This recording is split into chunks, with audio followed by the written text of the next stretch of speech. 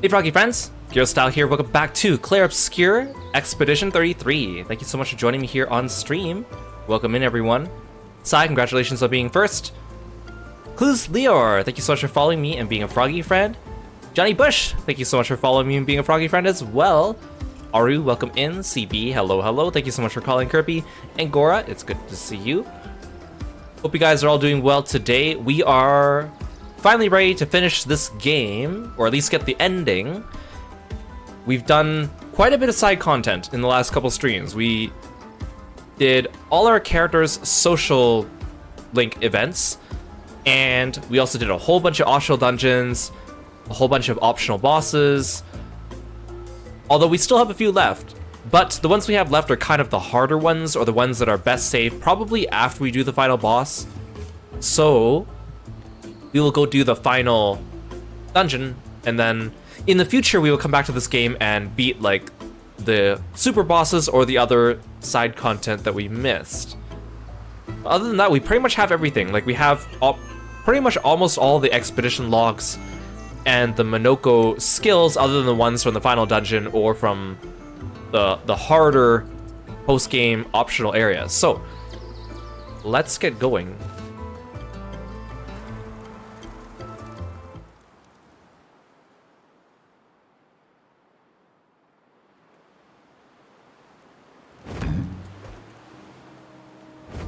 Son, here I come. Okay, so we have to go to Lumiere. Hang on tight. I haven't actually even flown close to Lumiere out of fear of starting the final sequence too early.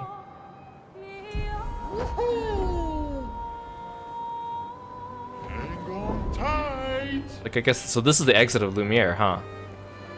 It's like waterfalls here. Go.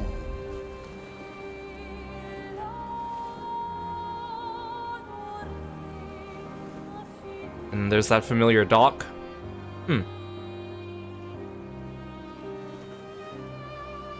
Oh, so I guess they exit through here.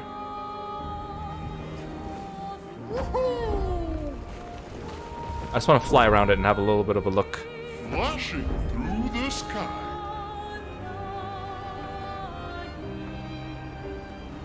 It's so surreal seeing this, like, tilted Eiffel Tower traversable.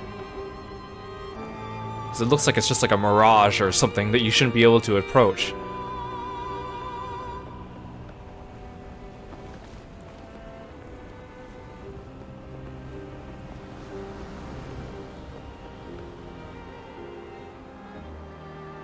Okay, here we go. Back to Lumiere.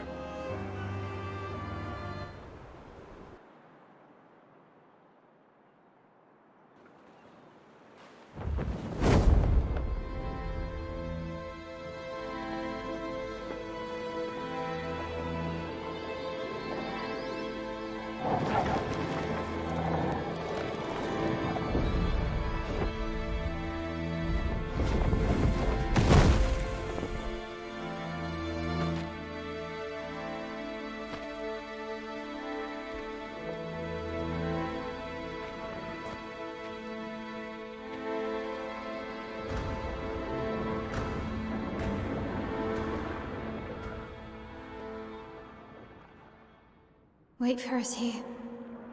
It's dangerous for you near Papa.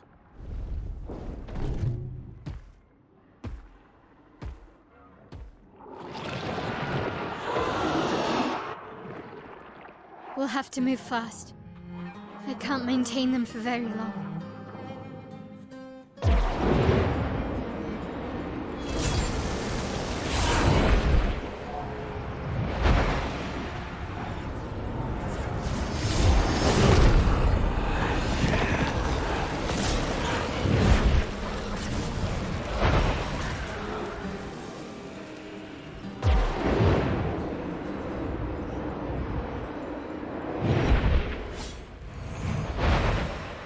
Tomorrow comes.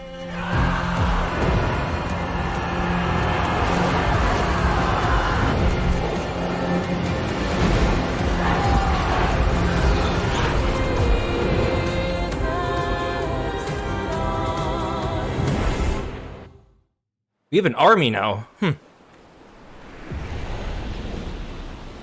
It's kind of sad that SK didn't even say anything. He didn't even say, like, yes, ma'am, or anything like that. Wait, if I leave... Oh, I can actually, like, leave if I wanted to.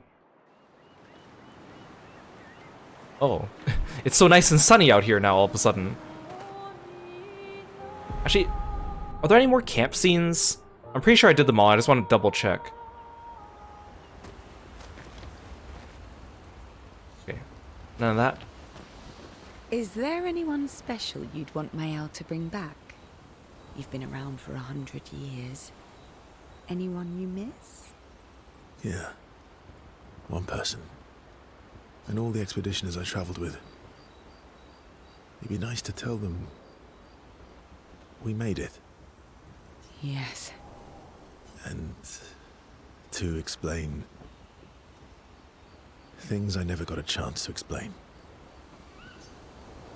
Is he talking about that Julie person? We picked up that journal last stream about Julie, and then the one from Verso. What will you do when this is all over? I'm having trouble imagining you living a normal life in Lumiere. Yeah. I'm not sure I can live in a city anymore. I don't know. What about you? Well, since we mere mortals can't leave this canvas, Mael has kindly offered to paint the outside world for me. So I can see. Do you mean... A painting inside this painting.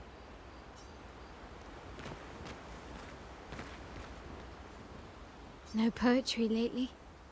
I'm not really inspired these days. Let's see if SKA has more of that wine you like. Maybe that'll help. Let's explore under the ocean. Aren't you scared of what we'll find there? The stones of the sea are my friends too.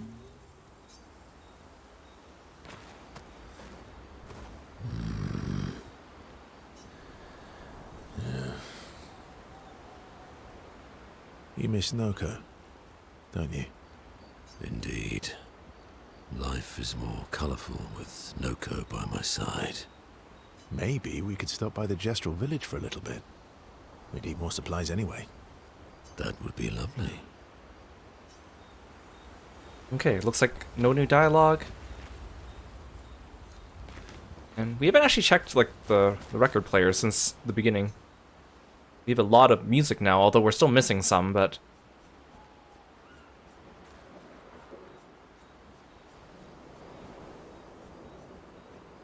Clea, don't pull your sister's hair.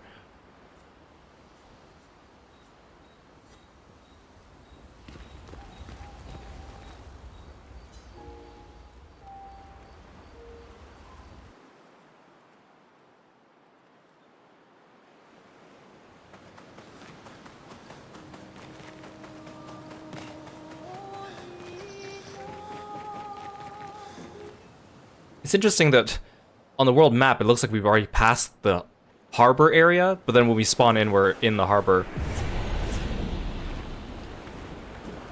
Okay, bye, SCA.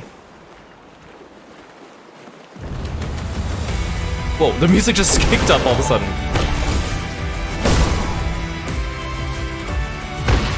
Whoa.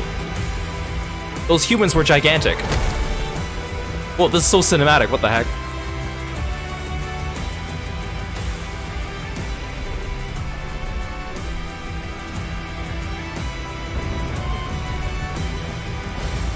I should make sure to face my camera the right way, because I like to glance around, but then I'll miss, like, pseudo cutscene stuff if I do that.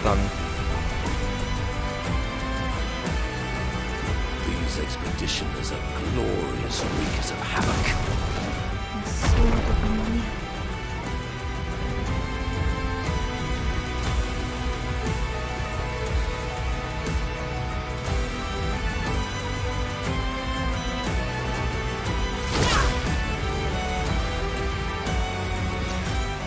Lovely. This is the same music that played when we fought Renoir, wasn't it?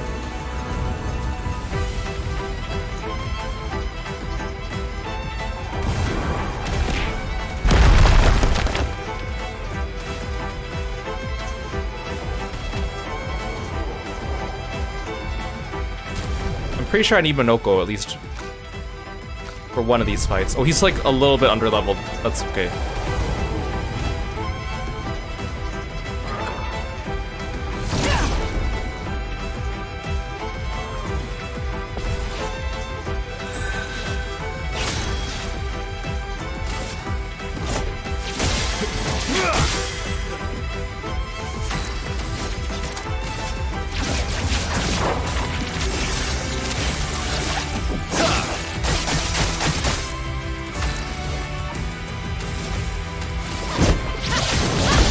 Well, that was easy.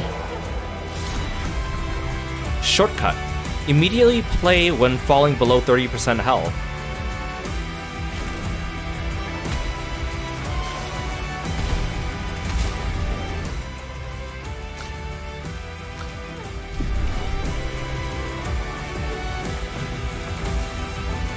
Right now it's like, where do I go? There's too many places to go. Oh, that's pretty cool though.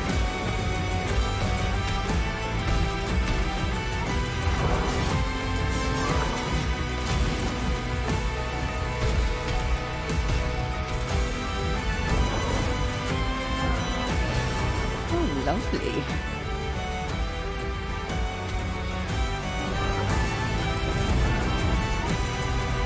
Are they fighting like Gustav?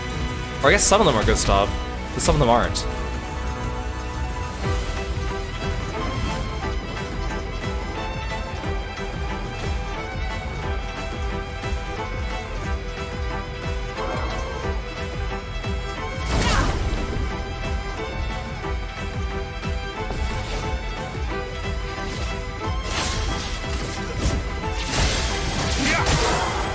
Ready to strike.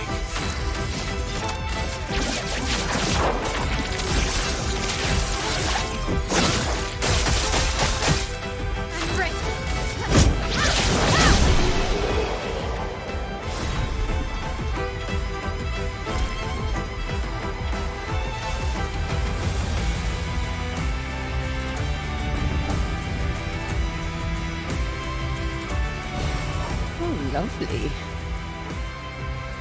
It's still interesting that, like, Good stuff. I understand why narratively it works that way, how after we beat the Paintress, and everyone got Gommage, and Mael was able to bring back Ciel and Lune, why she was unable to bring back Gustav, because it would kind of cheapen his death. But, like, logically, I know that she didn't have enough chroma to do so, but you'd think that maybe he would have been one of the first people she would have brought back even before Lune and Ciel. But I understand why. I mean, again, like, Verso has Gustav's weapons, and it would cheapen his death, and the character development, and all that stuff, but I know the goal here is to bring everyone back eventually, but let's level these then.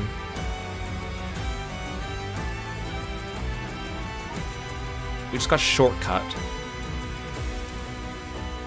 I don't think we have anything else to level, do we?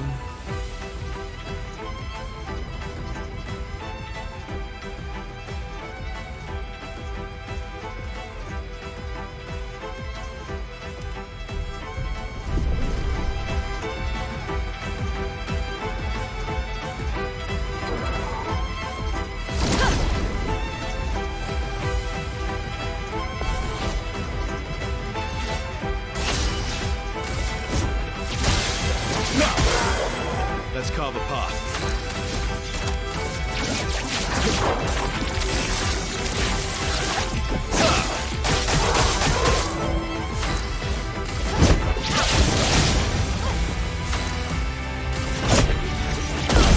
You don't even deserve getting killed by a skill.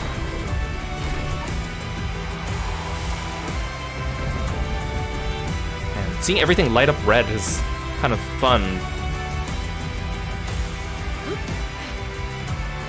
Try to make sure I don't miss anything. I know I missed a bunch of things at the beginning of the game running through this area as Sophia.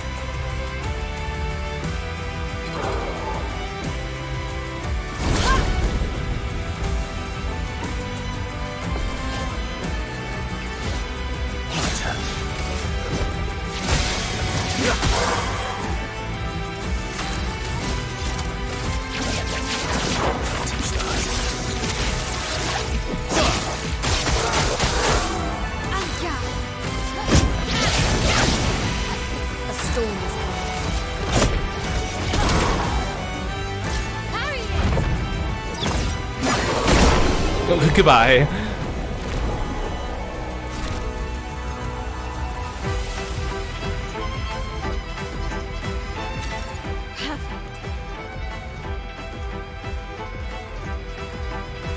Anything over here? Perfectly normal trash can. So at the beginning of the game, if you examine one of the trash cans like 3 or 4 times, eventually a dude will like pop out of it and be like, "Don't give away my hiding spot," or something like that. And I obviously did not do that on my playthrough. An advantage.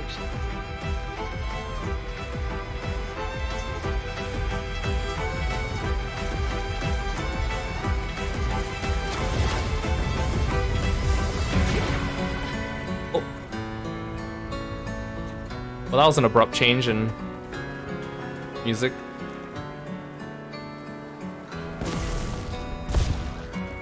Oh, thank you.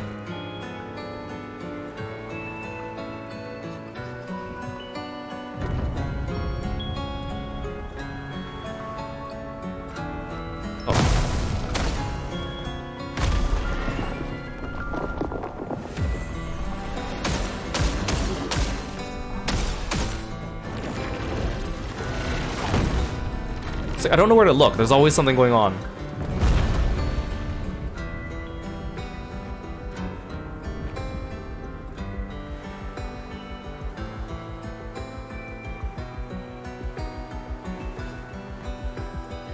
That's very bright.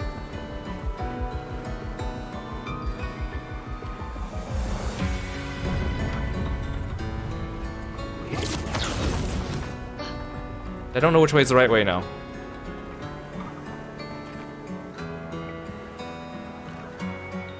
There's a flag, that means this is the right way.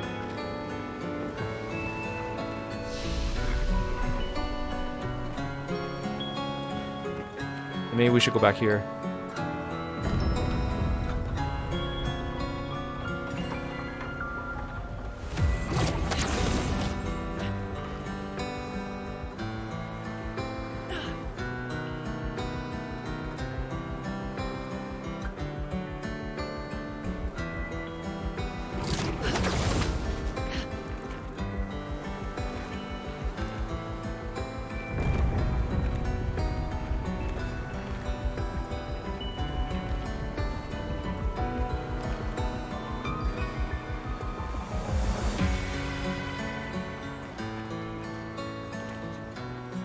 This is where I was at the beginning of the game. This is Bridge was where like Gustav and Mael had their duel, right? This is where we started the game, in this like greenhouse. An advantage. Oh, hi.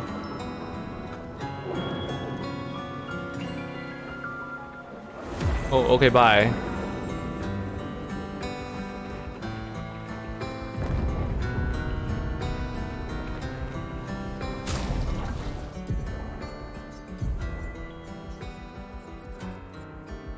Energizing, powerful.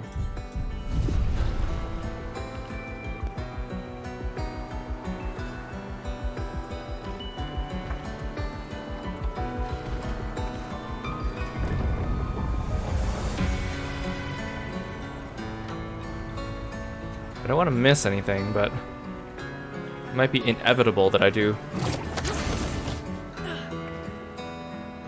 Mostly, I just want to get the expedition journal that is here in the dungeon somewhere.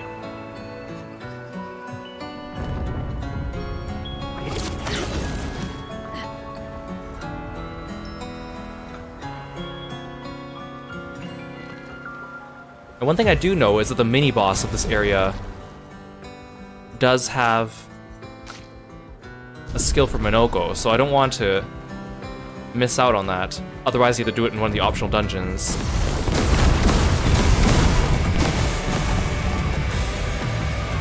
The music just kicked up again.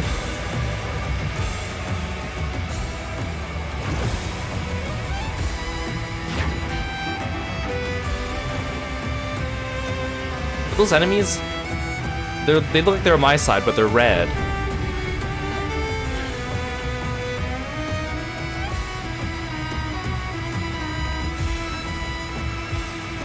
So dark.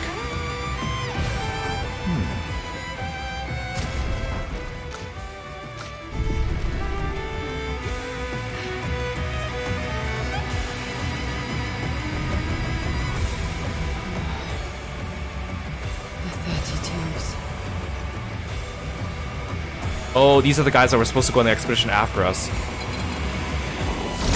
Oh, your enemies. Your enemies for sure.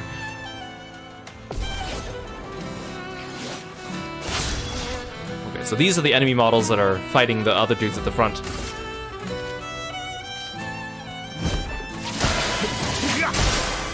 My turn.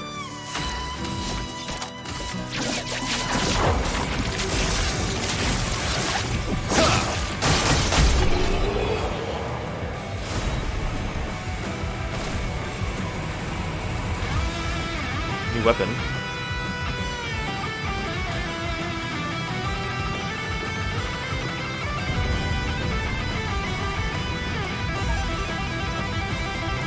Dang, that guitar is going crazy. Oh yeah, they're fighting, the red ones are fighting the yellow ones.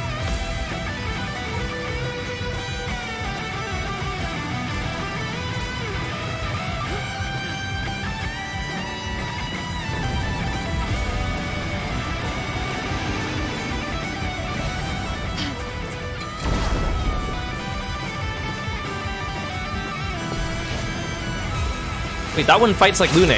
That one entered the battle like Lune. I guess this one might be Mael? Let's carve a path.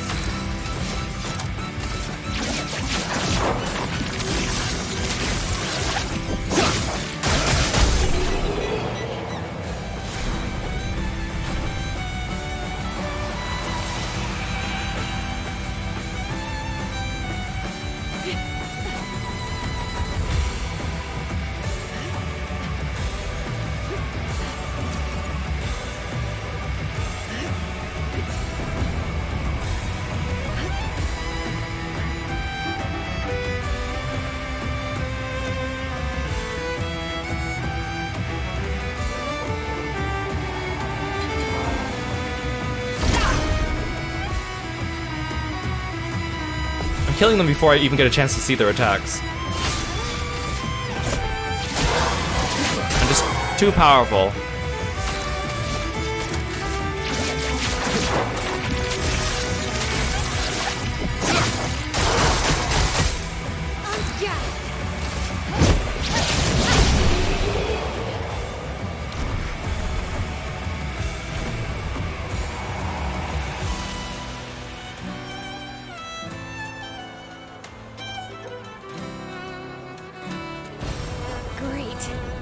I literally can't see anything.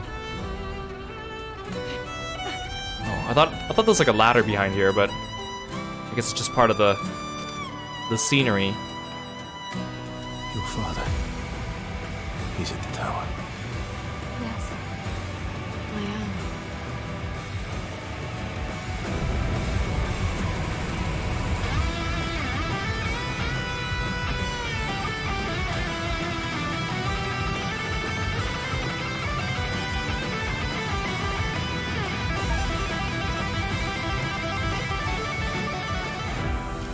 It's kind of interesting that, like, during the whole game we were fighting Renoir, but it was actually the painted Renoir. And then when we finally get rid of him, the real enemy is revealed to be Renoir. Like, it's very like, you know, like in Kingdom Hearts, where it's like, oh, we defeated Ansem, and then it's like, wait, actually, it's like Ansem's nobody, and then it's like, oh, we just defeated Ansem's Heartless, and then the real enemy is Ansem's nobody, and then we defeat him, and the real enemy is the actual Ansem, but then we defeat him, and he's not actually Ansem, he's like the fake Ansem, and then there's another Ansem. It's like, even though our enemy changed, it's like always still the same person, you know what I mean? Like,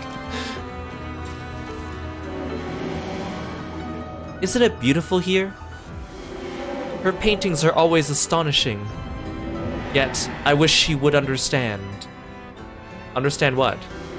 Just what it means for me to paint. What do you mean? The boy's gone silent.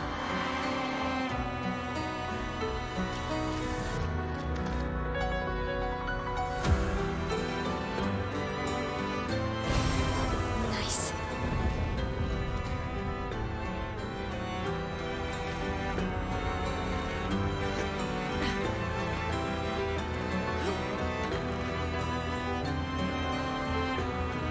See, every time I see a flag, I'm like, does that mean we have like a mini boss fight coming up?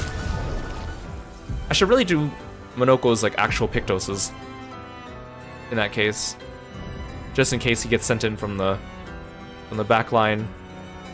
Okay, he and CL each need at least like one Pictos that has like big HP. I mean, Longer Shell does have that. Protecting attack actually does too.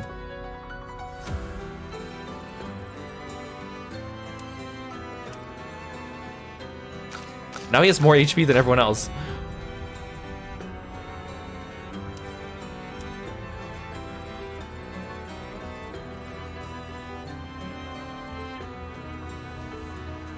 Free shields on Battlestar, but max HP is halved. Anti-Blight. Anti-Blight actually has quite a bit of HP on it. Birding Break.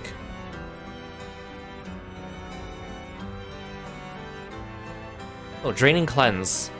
Oh, but I don't want Draining Cleanse.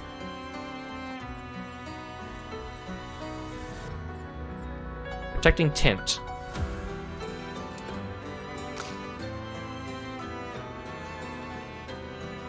Maybe we'll give you one defense. This one actually gives a lot of defense.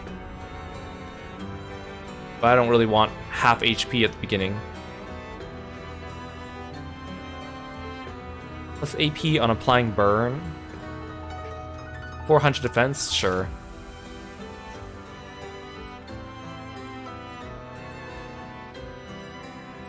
Speed, speed, speed, defense. Apply defenseless on break. That's 600 defense. In that case, you know what? I'll switch. I'll swap you, CL. I guess I'll give you one speed one then. Play again on breaking target, sure.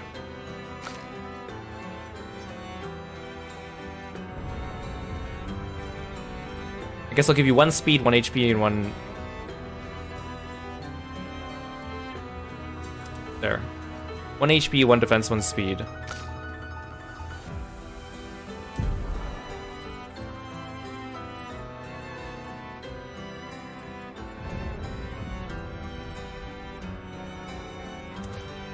Recovery. Did I give you recovery? No, okay.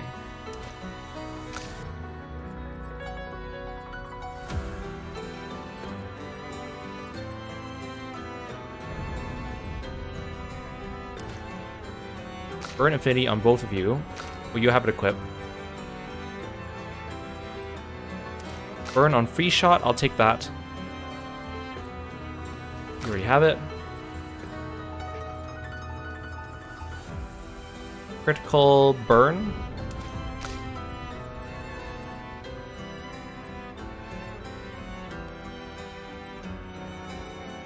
You already have a Critical Burn.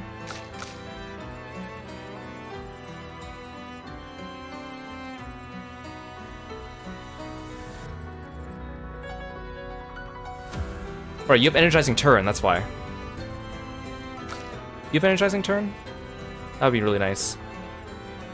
There we go. Okay. CL has so much room just because I don't usually use her. But she's also a lower level.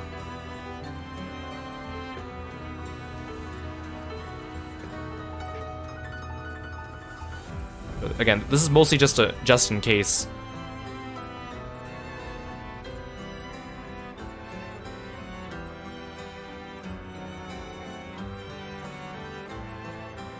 I'll give you SOS Rush. You too.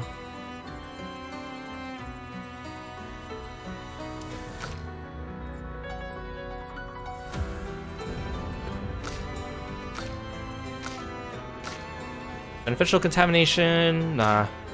Cleansing Tint. Oh, Cleansing Tint on you for sure. Do I not have Cleansing Tint? Oh, you have Cleansing Tint. I'm trying to see what else I gave everyone. Empowering Tint. Energizing Burn.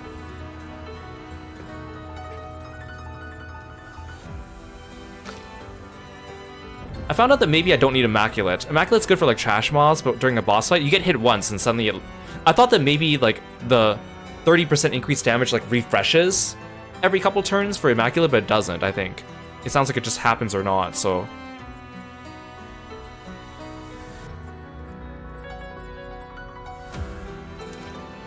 you can shared care.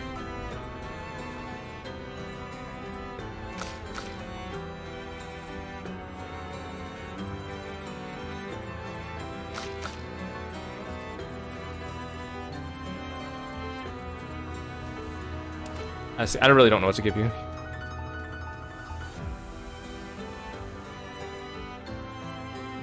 Just give you a bunch of healing stuff, I guess.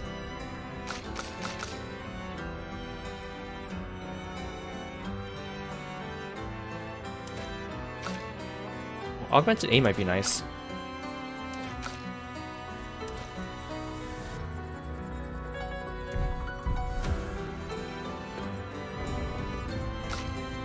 See, I'll put Monoko in just in case we run into the boss. Okay, I don't know when the boss is gonna pop out and jump scare us.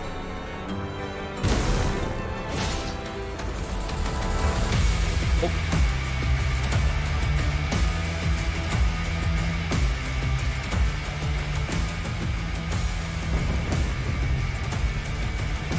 These are just normal enemies. Lovely. Oh, hi. I must be going the right way then. See, like, this place is so cinematic, I want to just keep walking through it, but I don't want to have to keep pausing to, like, check my menus, but I don't know when I'm going to have to suddenly have to do something. Lovely.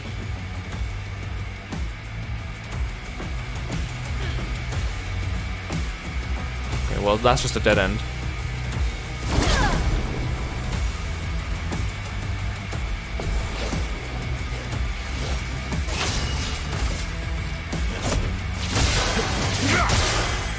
Ready to strike.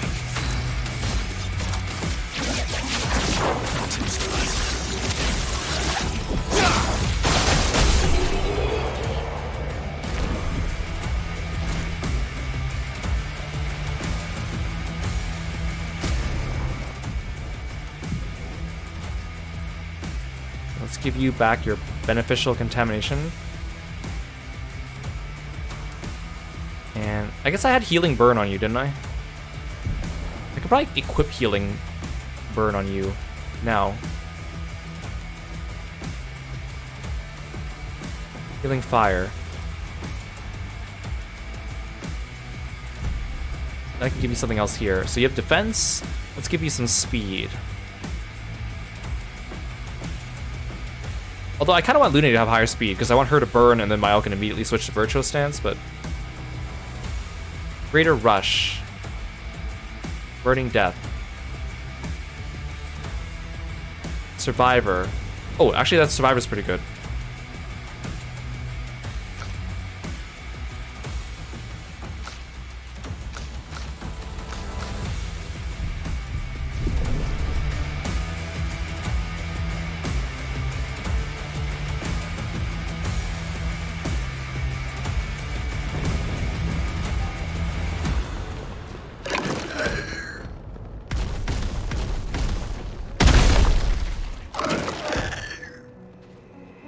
Hello, enemy. I guess if I run into the option or the mid boss, I could just reload and then put Monoko in. Ready to strike. I shouldn't have to worry too much. Ready to strike. Thanks for calling Kirby and for the hood.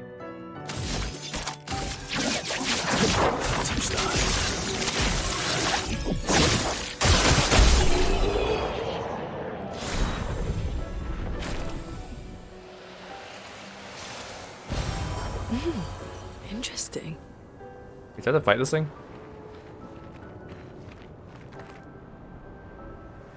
Let me grab the item first. Great. Because this is not the boss that Monoko needs to take the thing from.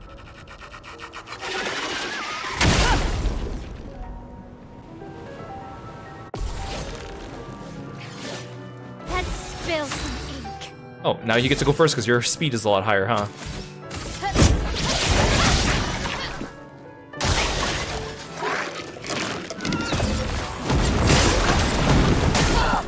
Okay.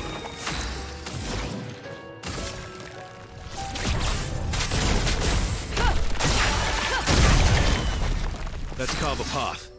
Is this like the only chromatic enemy that's like mandatory? Because all the other ones are optional. Unless you can actually like go around this guy. Not that it really matters because I'm gonna kick its butt, but You're outmatched.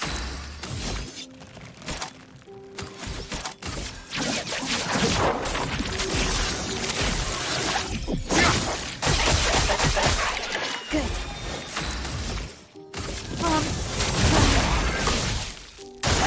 Bring it on.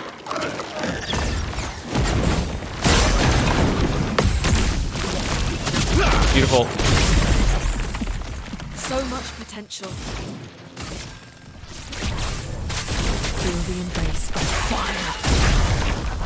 He has 60 stacks of burn. I didn't even know it went that high.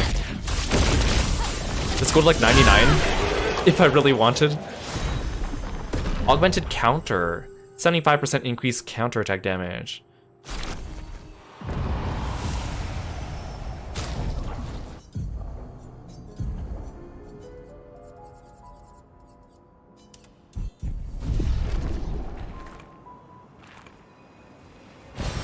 What have we here?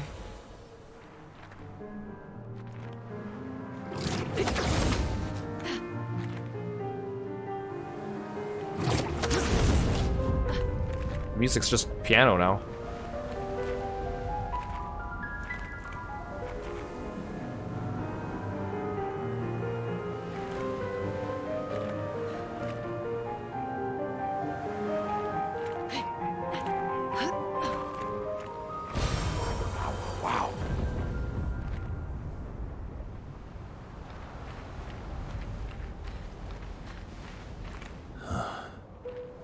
The Opera House.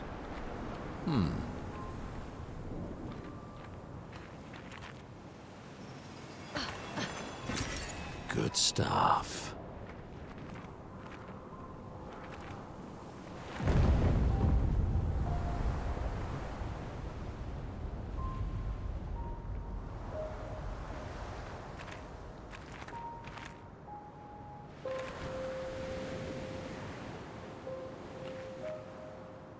Lumiere suffered much damage. There's something in the water. Ask SK to bring it to the surface.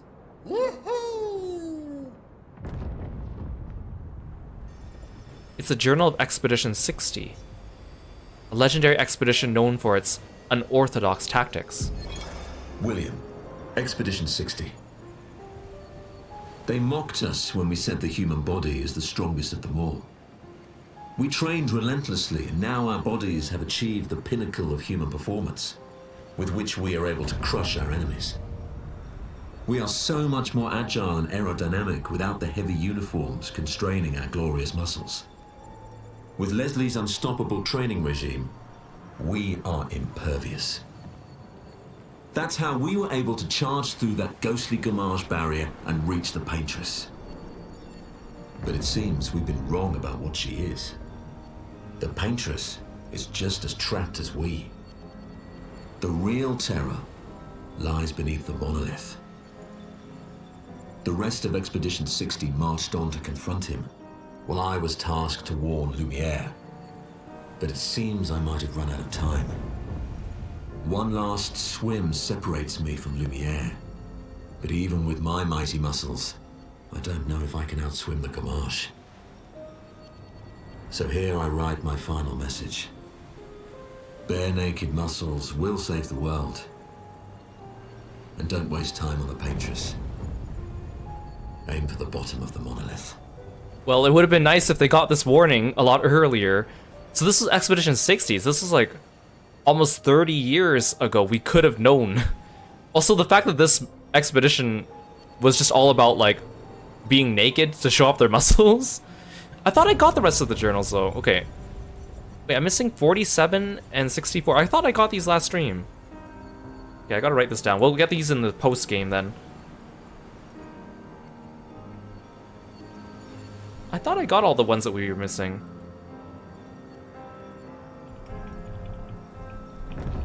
Let me just see where these ones actually are. 47 and 64.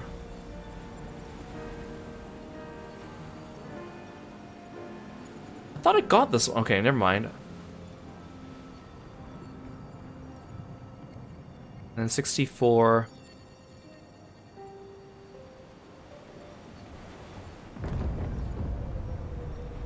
I thought I got these last stream. Oh, maybe I got a different one by accident and mistook it for it.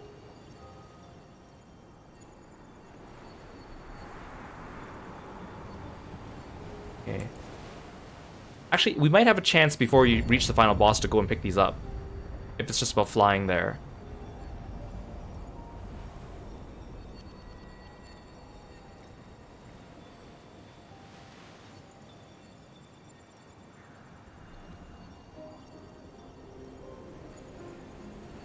I could have sworn we went for these last stream. Okay.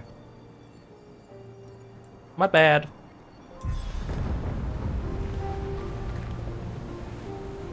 Maybe if we reach a flag, I can go and get them.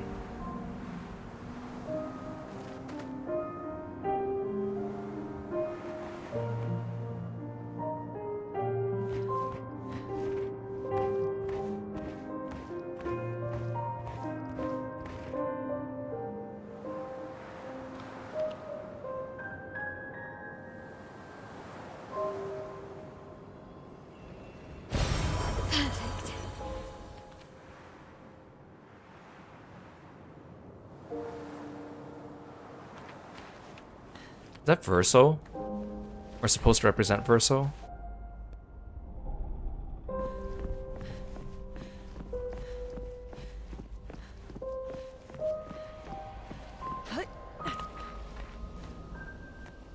He's very large.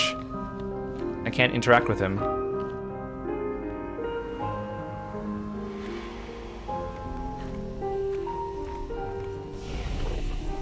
Okay, let's go pick up those journals I was missing. Okay, luckily they're both kind of south. Oh no, one of them's a little farther north.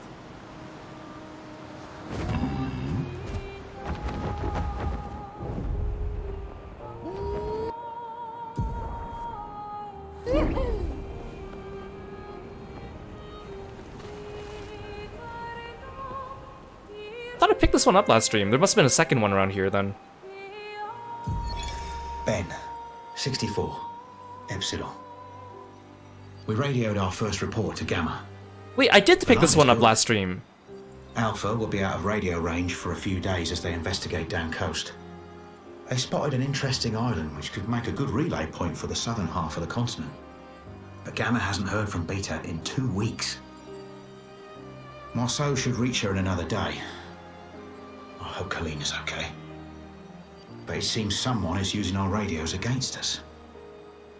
How do they even know our codes? Nobody's used them since the fracture. Sean fears we've been betrayed, but I refuse to believe that. Oh, you know what I bet happened? Last stream, I bet I picked up the journal, and then I fought an optional boss, died, and then when I reloaded, I didn't have it. But I was just under the assumption that every time you pick up an item on the world map, it gives you an autosave. But maybe it didn't autosave for that one. For those two specifically, for some reason. That must be it. So I'm sure I picked that one up.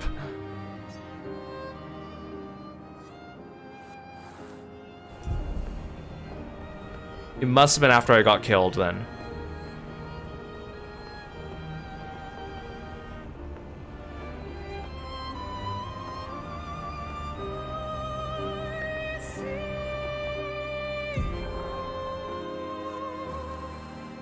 Is this one you hear?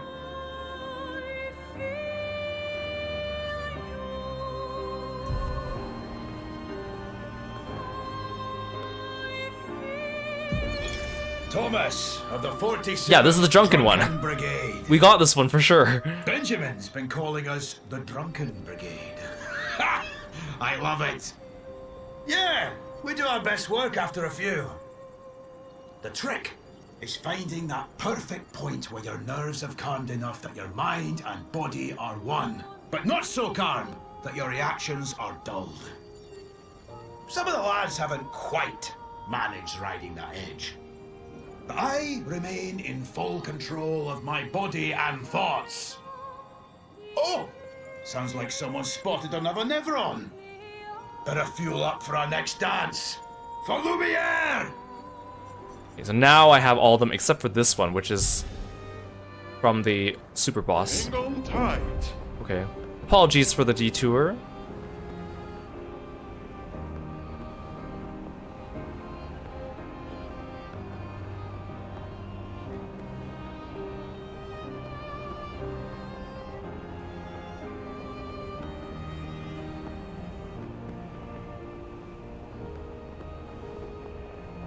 I mean, I guess it makes sense that we can enter and leave the final dungeon as we see fit, because in case you go in there and find out you're in over your head. Hey Ash, welcome to the stream. Thanks for stopping by. Hey Wesley, welcome in.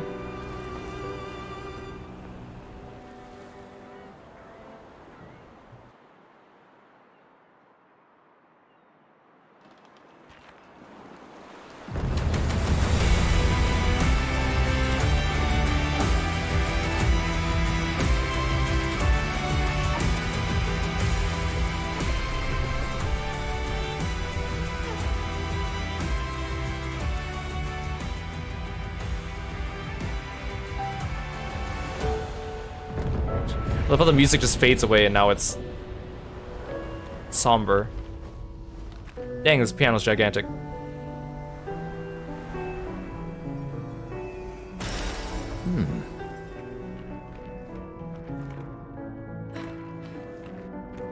Is this the next boss? Again, I don't know when it's gonna happen, so I keep swapping people in and out. See, I don't want to take my L out because she's good. Maybe I'll take Versatile. I like his double play though, but I can't take Luna out because I need healing. No, I'll take Luna out.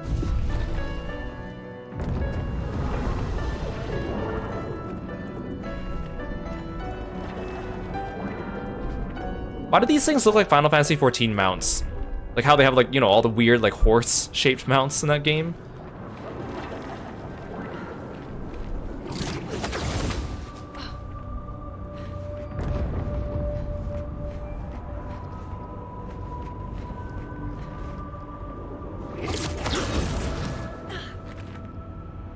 Okay, well, those are just normal enemies now. Sorry, Monoko, I keep putting you back in and taking you out. Nevrons You must- on the Axon Islands. What are they doing here? Like Axons, they're Papa's creations, not Claire's. Monoko must be getting mixed signals. Well, yeah, so last stream we figured out the Axons are created by Renoir. So the Nevrons are not created by Aline, like I thought. The Nevrons are created by Claire. So she sent them into the canvas to try, because that's why when Nevrons kill things, the chroma doesn't return to the atmosphere. So I think the point is she created the Nevrons to try to rob Aline of chroma to make her weaker over time. So every time we met one of those Nevrons and they talked about their mistress, they weren't talking about Aline, they were talking about Claire.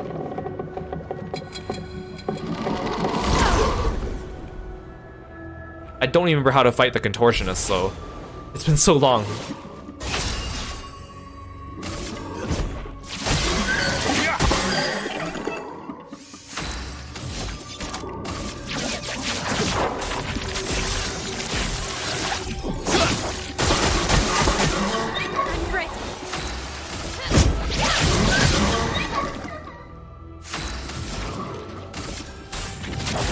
Feel the burn.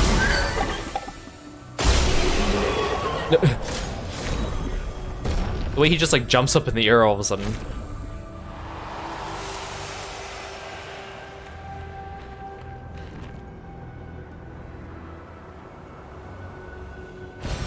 Well, that will help.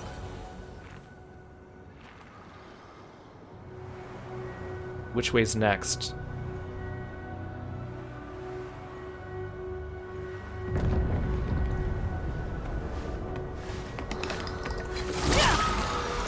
Come on, come on. I hate when you miss your first strike for some silly reason. Oh, I still got first strike though, nice.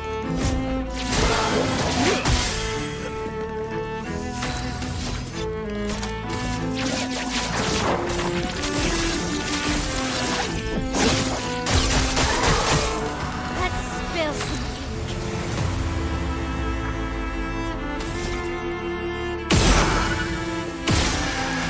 definitely have less experience fighting the Nevrons from the Axon Islands, because they did not appear in the Monolith or the post-game areas that much.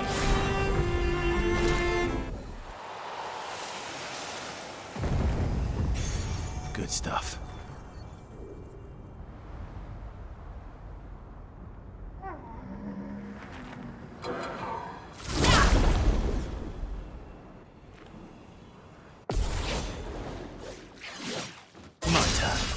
There's just no music.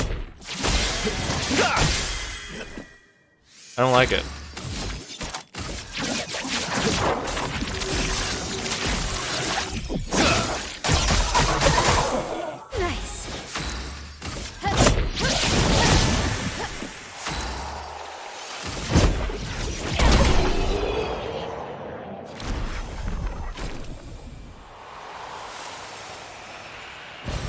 Nice.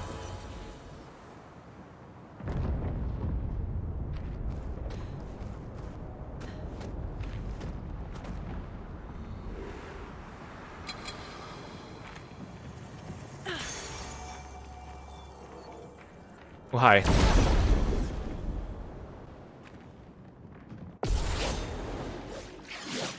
Let's carve a path.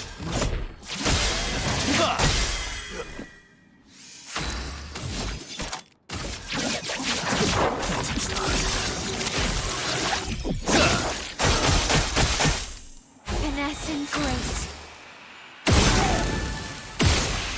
I'm glad I got the stronger aiming. Pictos on. I guess the question is, how much is beneficial contamination? I just want to equip it normally. It's 15. That's why I have it equipped here then. Even though it doesn't have very strong stats. Oh wait, healing stun. Oh, I didn't realize I had to level this one too. I think that's the last one now though.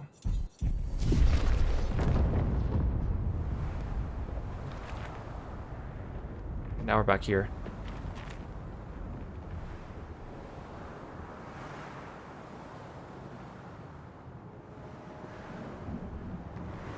Almost there. Are we? Mael, Let's go. Yeah, they keep saying this stuff. Oops, they keep saying this. I keep thinking I have to put Monoko back in the party.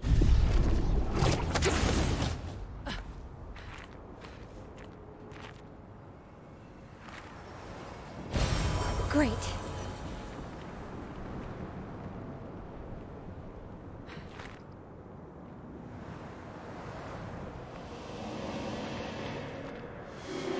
Maybe I should continue. Maybe I should continue. Continue what? Forever. Forever. Boy's gone silent.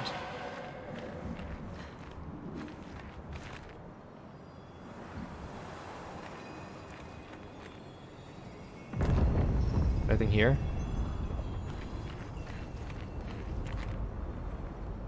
It's too quiet again. Like the first area of this dungeon was like loud and bombastic and like the music was blasting in my ears, and now it's like dead silent. It is good for like building up the atmosphere of what they want, but that was such a banger. The first and the second themes of this area were such bangers. Now it's got nothing.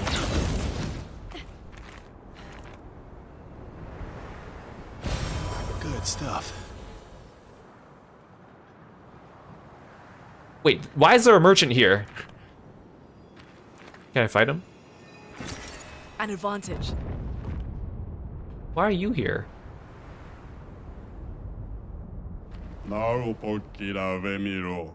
After all the mess that's happening, I was the only one curious enough to make the journey here. But this place is sad. Oh, you actually have like weapons. Oh, you actually have quite a few. Oh, I already own these. Okay, so I only need to buy this one.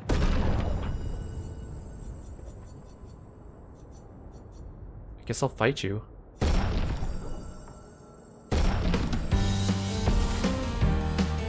Good, you don't have friends. That sounds so sad when I say it like that.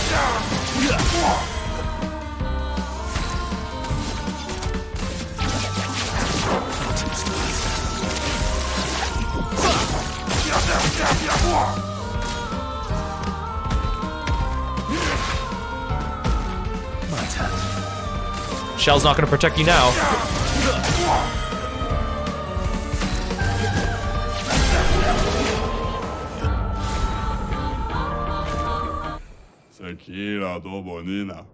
Thanks for the distraction. Now let me sell you the real goods. Full strength. 25% increased damage on full health. That's pretty nice. Oh man. Good luck out there. Maybe I should equip that one. Where is it? Oh, here it is. Wait, is Minoko still in the party? Okay. This feels like a mini boss area, right? Somewhere past the gardens. So if you don't get the skill from this boss for Minoko, then you have to go to the optional dungeon, the post-game difficult one, to get the skill.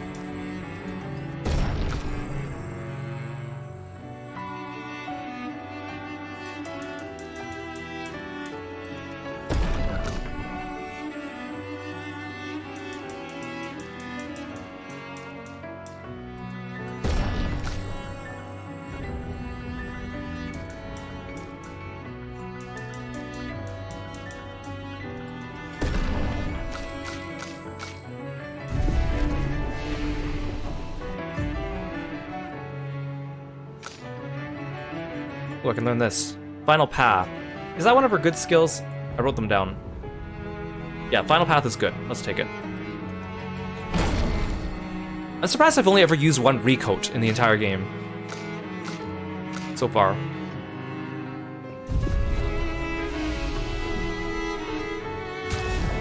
Okay, I don't want to overpower my weapons because I don't want to be too powerful.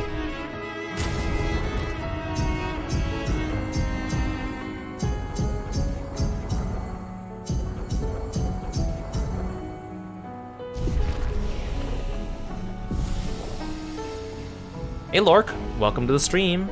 Thanks for stopping by.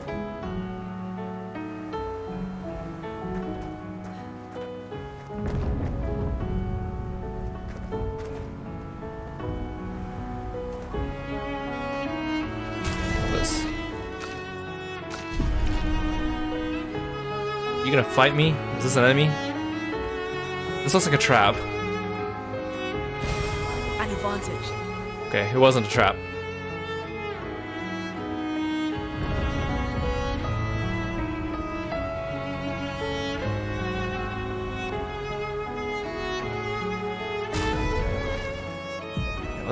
Let's redo CL's skills. I think I have all the skills that are good for her, so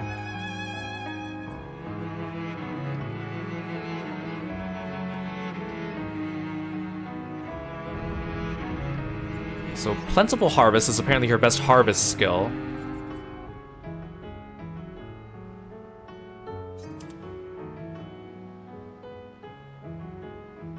And then, okay, you know what? Actually, I'll just clear all the skill slots, it'll be easier.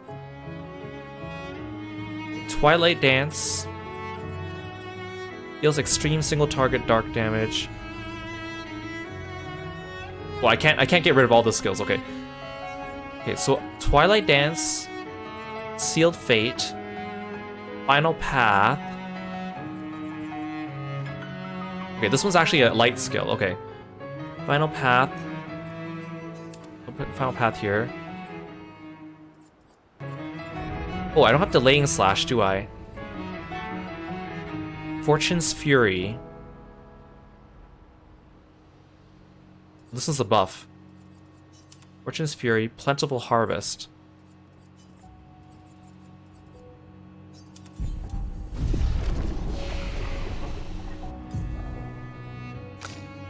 Missing Delaying Slash, where's that? Here. I'm surprised that people don't use all set for her. I guess I could use all set in the meantime.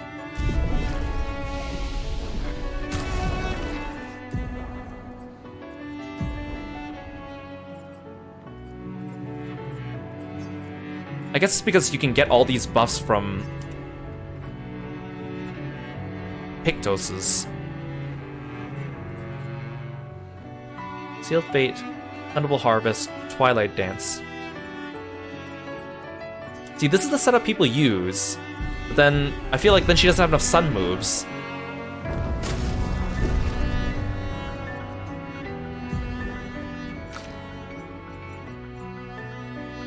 Delaying Slash is also a moon skill. So how do I get Foretells if I use this build?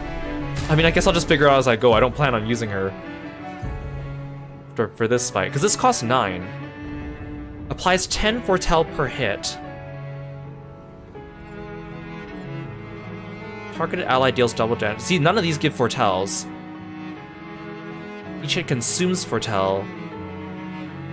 Consumes Foretell. Consumes Foretell. You know what? Instead of all set, I'll just go with the good old focused Foretell for now, just so we have something. Okay, so Minoko.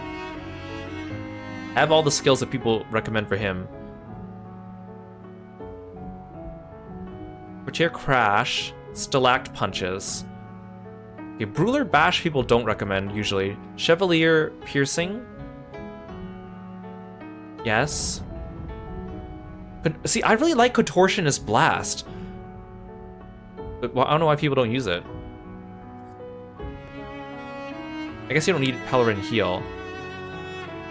Okay, so what am I missing? Sakapatate Explosion.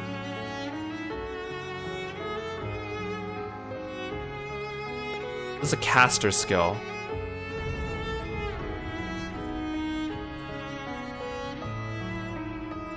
And again, I don't have to go with what people say, but... So the difference is, Sakapatate Explosion deals medium lightning damage to random enemies 3 hits, costs 4. Ruler Bash deals medium single target physical 3 hits, can break, it costs 4. I mean, I guess it doesn't, in the end, it doesn't really matter that much, huh? I'll try it. Okay, so Portier Crash is good. And then Portier Energy is what the other one people recommend instead of healing.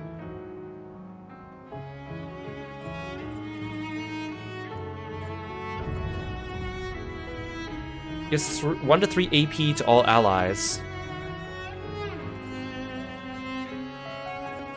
I can see how that would be useful. I guess, especially if he's the weaker one in the group, he could just give everyone else's AP. So people don't really use Pellerin Heal for him, huh? They recommend Benessir Mortar. Change to Almighty if target's marked. Single target ice. See, this is also a caster skill. Sheer Energy, Benessir Mortar, Chevalier Piercing. Oh, I got rid of my Chevalier Piercing, that's why. See, now I have Caster, Agile, Caster, Caster, Heavy, Heavy. I don't have any... Do I have any Almighty skills? I have a Sakapatate Fire, Almighty. It's like, if Benessir Mortar changes me to Almighty Mask, then...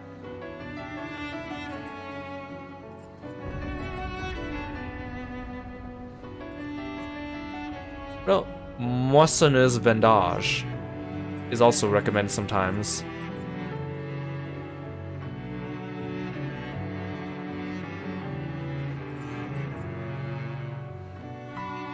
See, I don't know why people recommend that over Stalact Punches over it. Okay, you know what? I'm gonna stick with my Contortionist Blast and Pellerin Healing.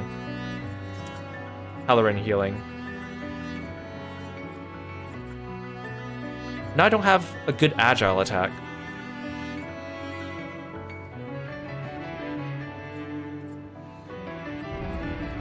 Okay, whatever.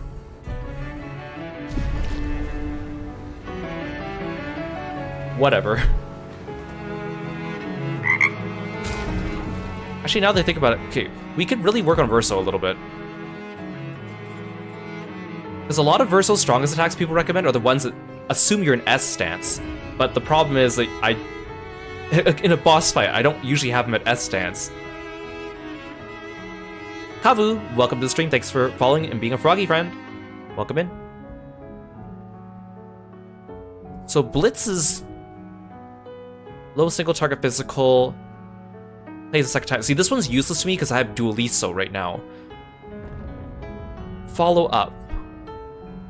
See, this one's good if I use free aim shots, which I don't normally. Paradigm Shift.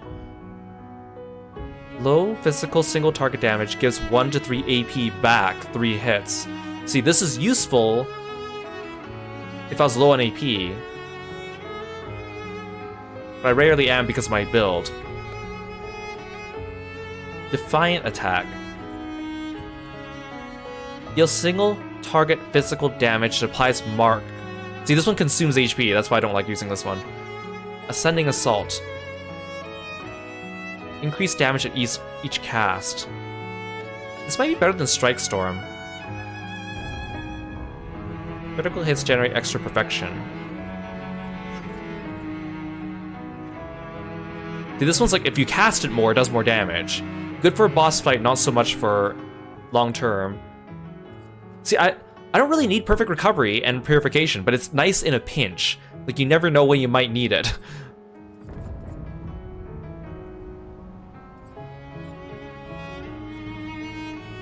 I just want something that has a low AP cost.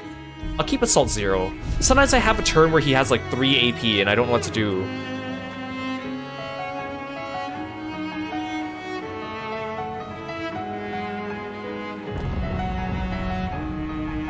Actually, I'm gonna touch the flag one more time just so that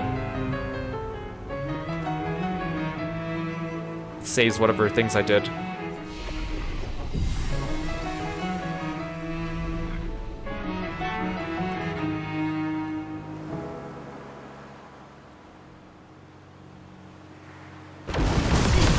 I can't sustain the expeditioners much longer. Matt, we need to defeat them fast.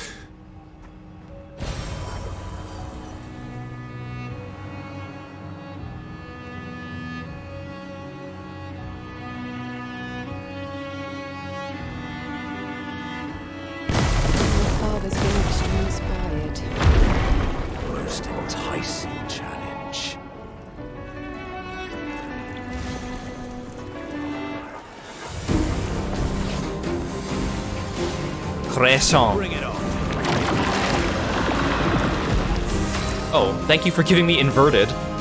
Inverted makes it so I'm more powerful, but I can't be healed until it runs out. Oh, but I resisted it.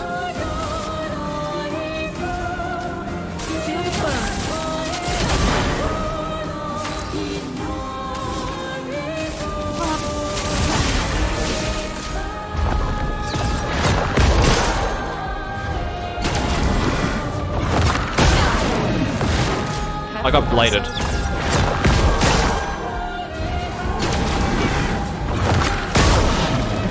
Ready to strike.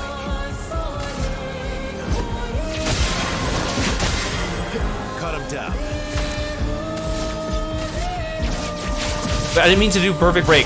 Oh, god damn it. I used the wrong attack.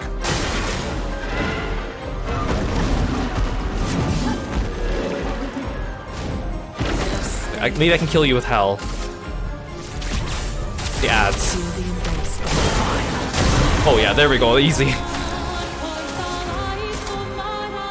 Wait a second, I don't have Minoko with me. I went through all this talk about how I was gonna bring Minoko with me, and then somehow I forgot I slipped Lune back in.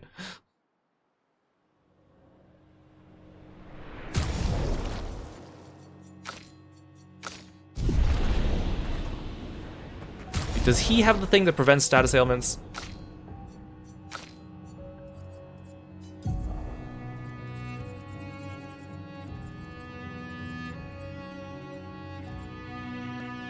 Can't remember what the thing is. Energizing cleanse, right?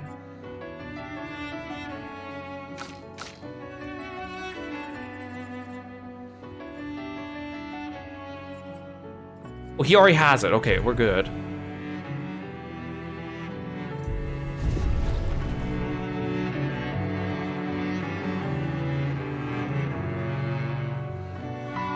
Yeah, I had to turn back the clock, so I had to kick their ass again. Father's been extra inspired. Most enticing challenge. Here, I'll kick your ass with someone else now.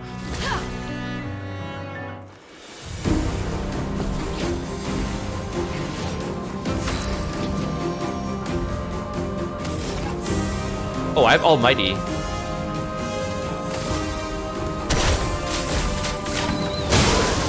Oh, I launched the thunder thingies.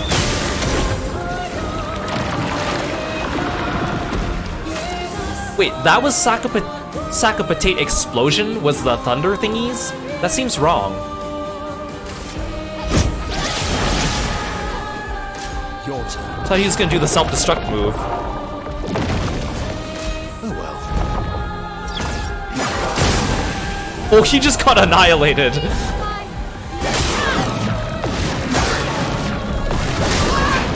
He just got killed and he powered himself up and then got destroyed in one hit.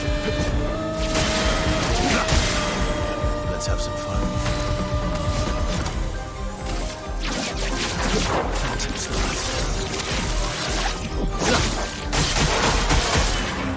Lovely feat. Lovely feat.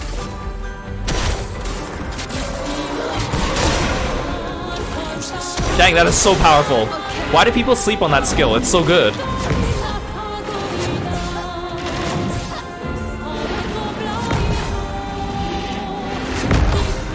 How, he didn't even get a single hit off.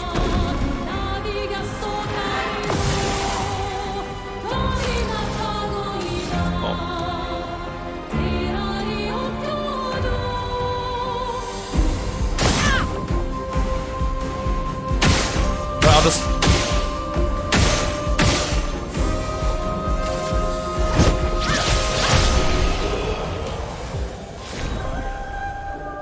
Faster than strong. Always play twice in a row, but deal 50% less damage. That's not good. Okay. Monoko, you got your foot. Are you happy? So there is a Pictos in the game if you beat one of the super bosses that makes it so you always get double turns. So that is obviously better than the one that I just got. The one I got is like a... It's like a gimped version of that one. Because you get it for free, I guess. Useful. Which means that once you get that Pictos, it's called... That Pictos is called Cheater. Once you get that one, then Dualiso is useless on Verso. But I don't have it right now, that's why I have a Dualiso build on him. Which I'm fine with. Actually, I kind of like the Dualiso build. The only drawback is that Dualiso... And the chroma we need to bring back Lumiere. Even I can sense him. We'd better make sure we're ready. The only drawback of Dualiso is that it has a low attack power for a weapon. Which is fine. He is here, doing what needs to be done.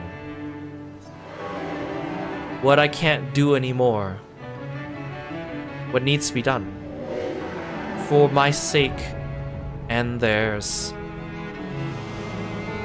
So this must be the final checkpoint. Wait, I fight him? Do I fight him at the top of the Eiffel Tower, the leaning Eiffel Tower? Or at the bottom of it, I guess?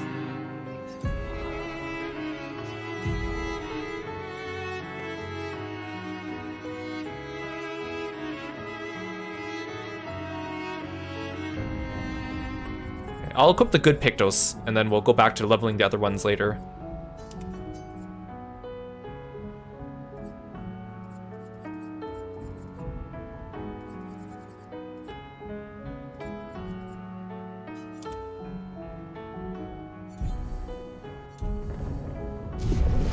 So the thing is, I could upgrade my weapons. I have 44 Grandiose Chroma Catalysts, which is enough to upgrade one weapon from level 20 to the max, which is 33, because of Expedition 33. I could do it with one character. I don't have enough to do 2 people's weapons. I could do it with Mael or Verso. Versos might be good. The problem is I don't want to make the boss fight too easy. If I upgrade the weapon too high, the boss fight might be too easy. Suffering from success, truly. So I will not. I will keep my weapons at rank 20 for now. I will give Renoir a handicap.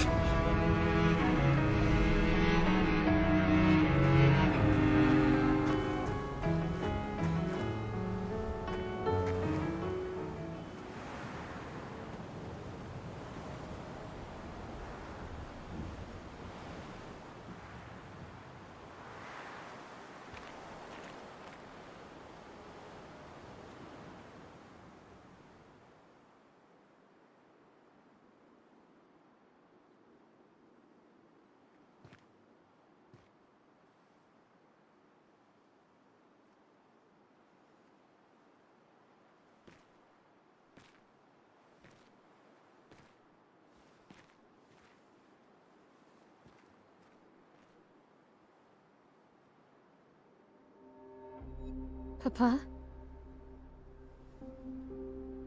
Alicia.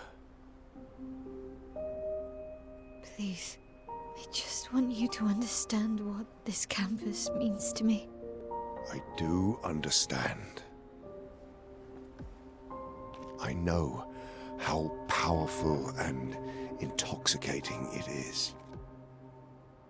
How deeply attached we can become to the worlds we pour our hearts and souls into. I was enthralled, and it nearly killed me. It doesn't mean you have to erase Verso's canvas. Child, do you think I want to? After all the sorrows we've endured, do you really think that I want to destroy this last piece of his soul? Don't. Life keeps forcing cruel choices. We do what we must.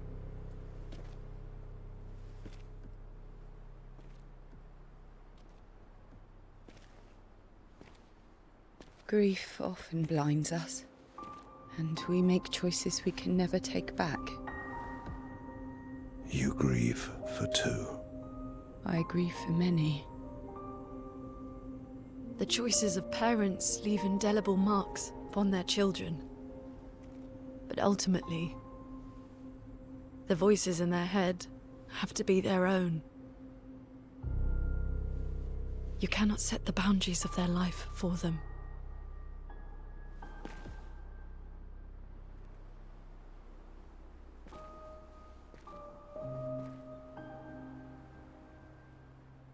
Monoko, are you gonna say anything? Fire.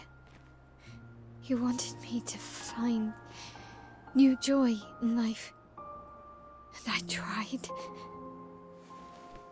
But I couldn't. Verso died because of me. How do I get from that to joy?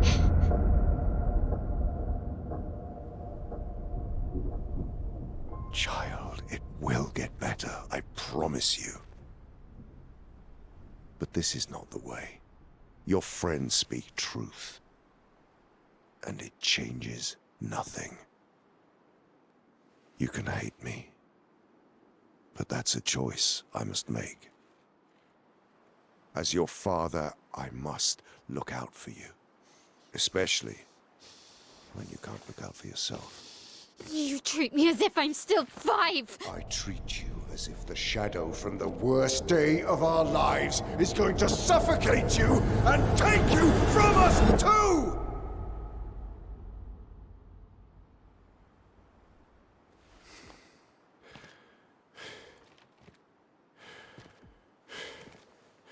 Enough.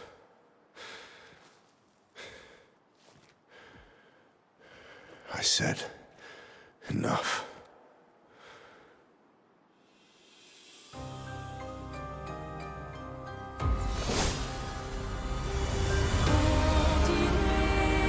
Is Monoko really not gonna say a word? I can understand if Verso doesn't say anything, but...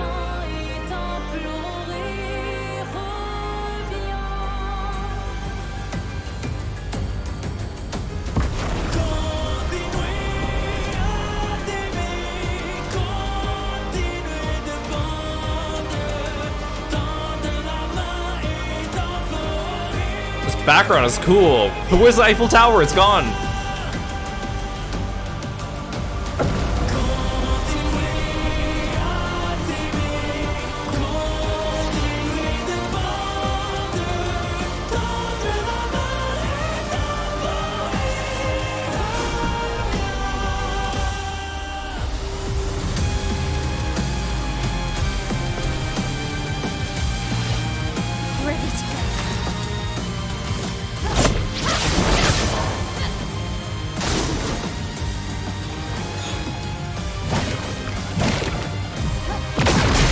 Well, you didn't give me time to prepare for that. That's not fair.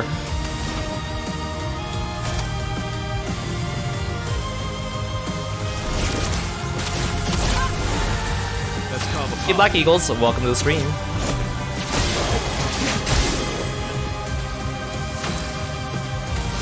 I was kind of expecting him to transform into something gigantic. I mean, Curator's fine, but...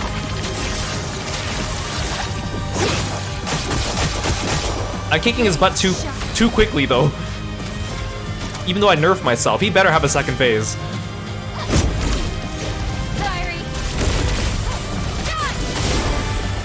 Oh, I'm so sorry, Renhar.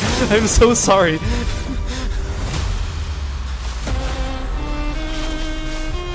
We must accept things as they are, not how we want them to be.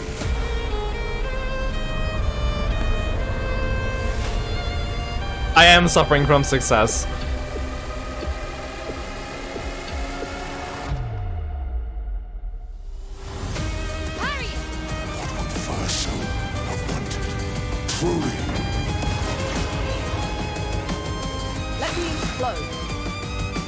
I kind of want to play with him a little bit. Like, I want to let him show off his attacks by not killing him too quickly. He only summoned 2 of the Axons, though. Okay, so I want to mention this because it's kind of interesting. So last stream, we found out that the Axons, Renoir created in the image of his family members. So the Axon we saw last stream was based on Alicia. Siren is based on Aline. And Visage is based on Verso. The dead Axon we saw in Old Lumiere is based off of Clea.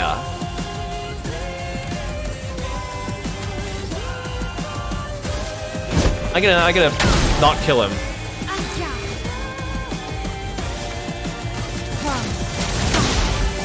Ready to strike. I'm kind of accidentally killing him, aren't I? Well, he's gonna die from the burn. Ready to strike. He's gonna die from burn.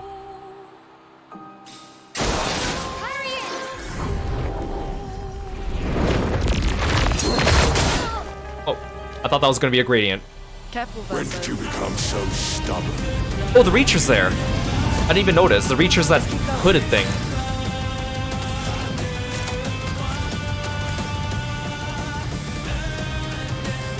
Kinda wanna skip a couple turns.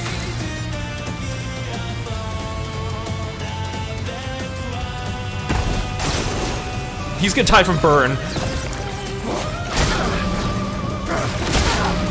Oh, ow, actually that kinda hurt. Oh, there it is, the hauler.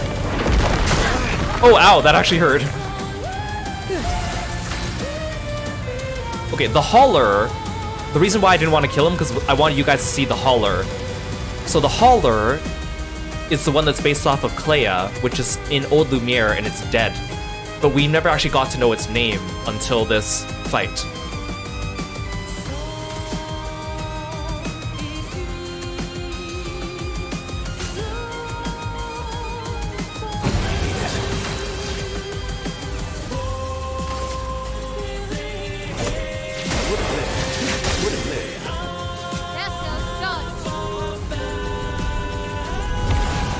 Okay, I had to kill him twice. Okay. This insanity, it's time to go home.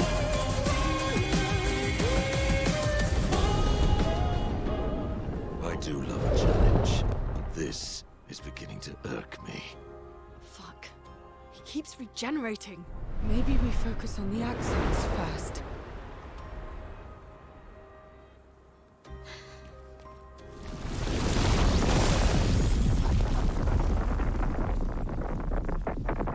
No, she can't.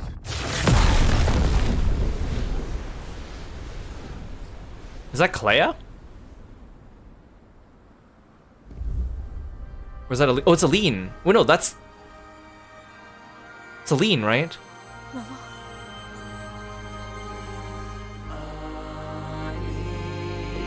You're going to kill yourself. It's too soon for you to return to any canvas.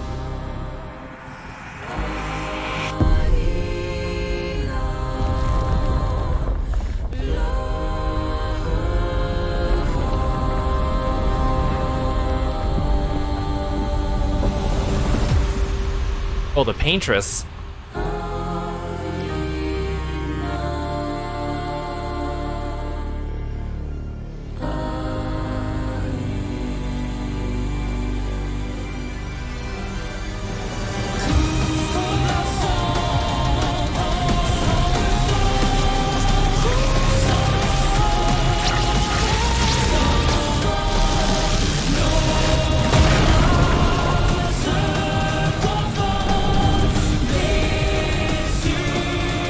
It's like a kaiju battle.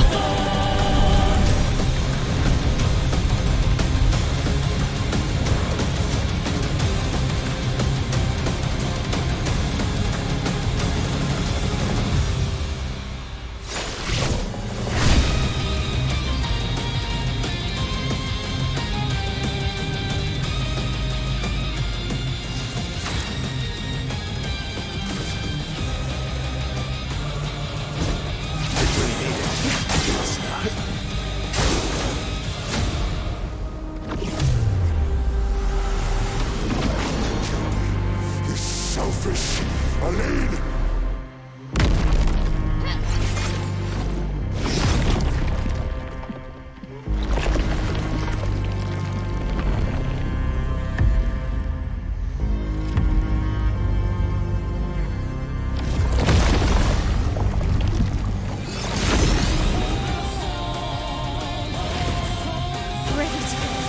The way the music lined up with that was amazing.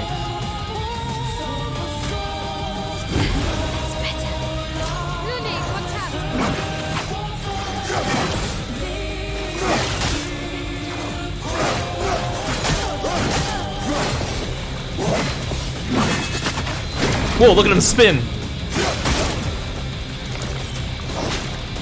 Yo, how many times do I have to teach you this lesson, old man? The dance begins. Cut him down.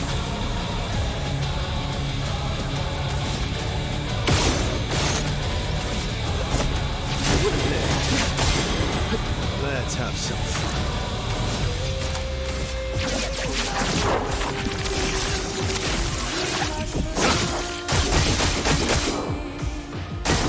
Brace yourself.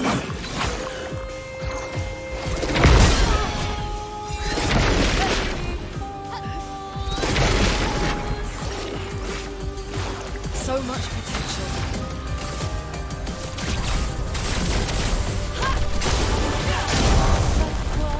This will hurt. I think I'm gonna kill him with one Stendhal.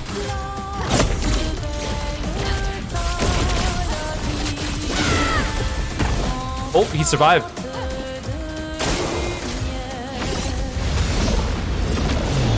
Aside, the canvas is killing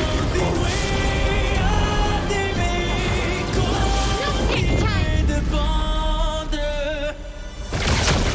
Oh, the way the music.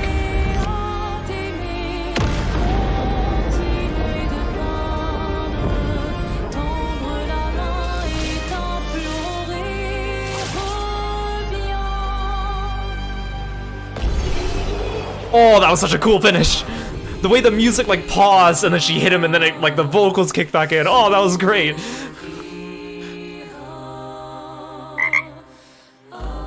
Almighty Chris, welcome to the stream. Thanks for following me and being a froggy friend. That was awesome!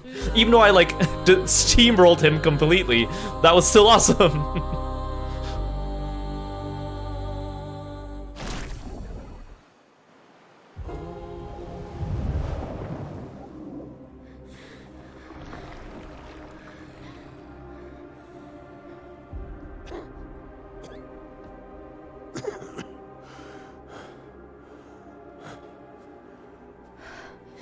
Ironic. Your mother was the one who saved me when I lost myself in a canvas.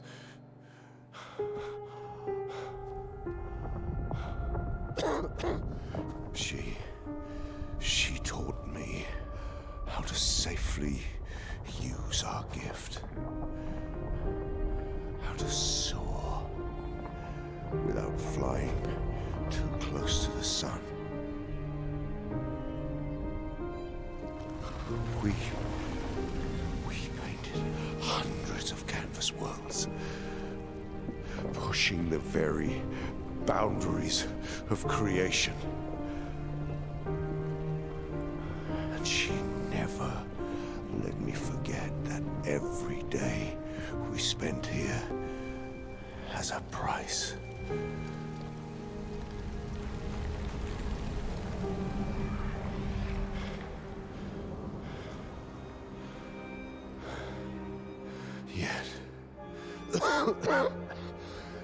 Yet, here we are now. So trust her. If she's doing this, then... I trust what she taught me. This is not a game. You think you know what's at stake, but you don't. I know precisely what's at stake. You want control. You want to feel like you're doing something. You couldn't save Verso, so you want to save us. Except you're not. Destroying the canvas won't help us move on. It'll just deny us the one place that helped us feel again. 67 years. 67 years I spent trapped within the monolith. But I persisted. Do you know why?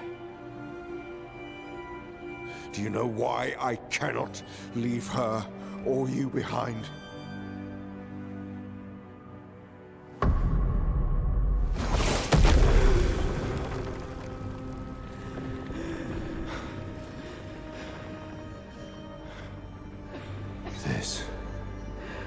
This is what I see every day. I cannot spend another day with living corpses. Since the fire, our family has crumbled. Aline in the canvas. Clair fighting a solitary war. You, a living ghost. Verso's death broke us. Wanted to be fixed. I need it to be fixed. I cannot lose you too. Don't you see? That's how I feel about them. I can't lose them either.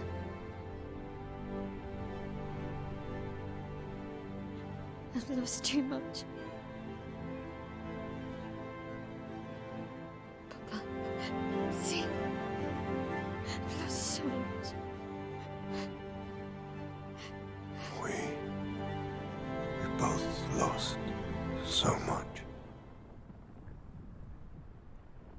Papa, I don't want to lose you either. I'm not leaving you forever. Just a little longer.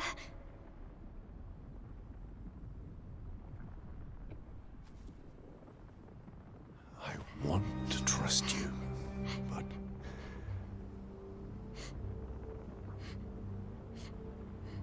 You can.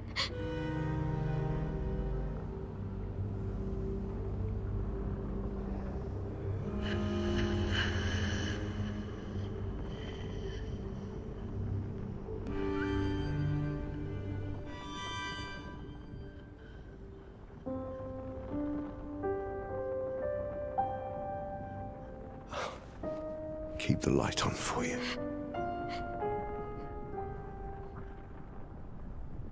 I hope you find peace.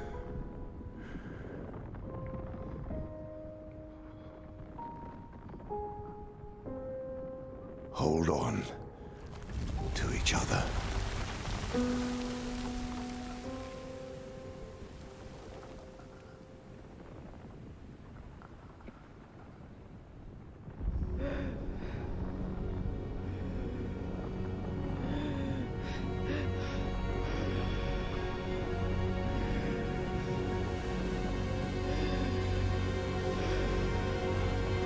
So you haven't said anything in a while.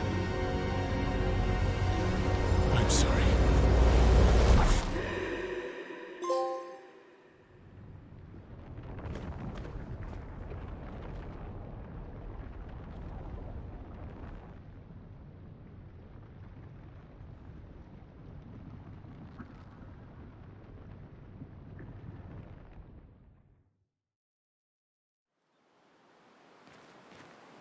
Oh hi, I'm here. I'm playing as you.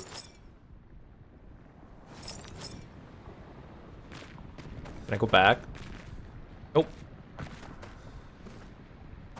Just me in Oblivion.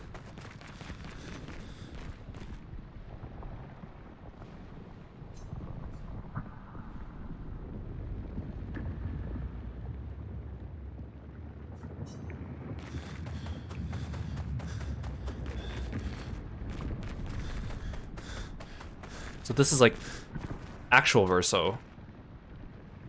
Or like a ghost of him at least.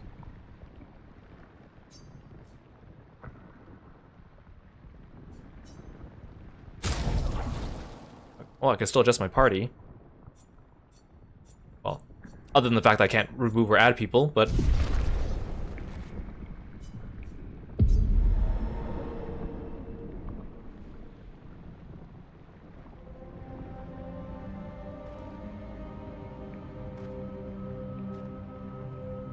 I still can't believe Minoko hasn't said like anything during this. Like he just didn't have enough stakes to say anything, which is kind of sad.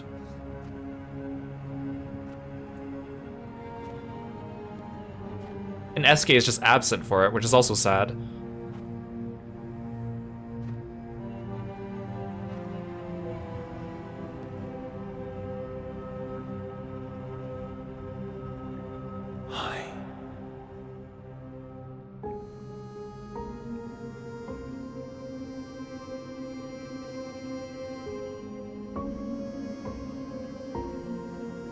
You're tired of painting, aren't you? I'm tired too.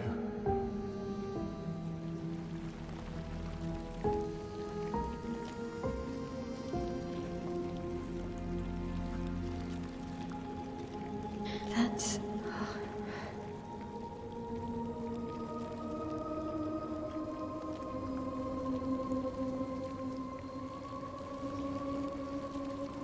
You shouldn't be able to be here. Mamon's gift. Why did you run in? It's dangerous for you here. See things as they are, not how you want them to be. What? You lied to your father. No. You saw it too. But he wanted to believe. You're going to die here. Why don't you just leave? You can always come back. The moment I leave, Wait, I can't pause. I can't pause. This is not worth your life. I can't pause. Welcome, Raiders. Sorry, I can't pause. My life of loneliness in a shell of a body, with no voice and no future. You're my El. No matter where you are, you don't need this canvas. But everything I want is here. Here I have a chance to live, Verso to live. Up there I merely exist. Life keeps forcing cruel choices. Stop quoting Papa!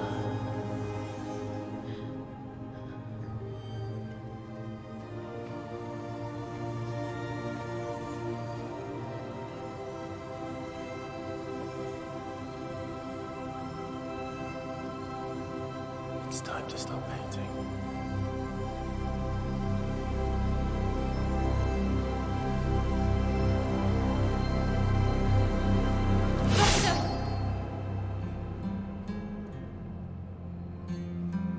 Papa also said, hold on to each other.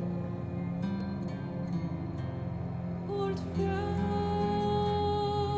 you've traveled miles, spinning in circles, your blind eyes on the dial, stripping I'm sorry. out colors. But it's time to say goodbye until next life. Welcome in, Raiders. Eurobani, thank you so much for stopping by. I really appreciate it. Hope you had a good stream. Please go check out Eurobani when you get a chance. They are an amazing artist. I've worked with them before and commissioned them in the past. You gotta go check them out. Follow them on all their social media, on Twitter and Twitch. And give them a follow and join their wonderful community. Thank you so much for coming by. I really appreciate it. I'm Kiro, the frog-themed martial artist. We are playing Clair Obscur Expedition 33, but we are at the end of the game, so if you don't want spoilers, I totally get it. I totally thank you for coming here, but I totally get it if you don't want to be spoiled. Otherwise, feel free to sit back and relax, or go take care of yourself after your stream. I really appreciate you being here.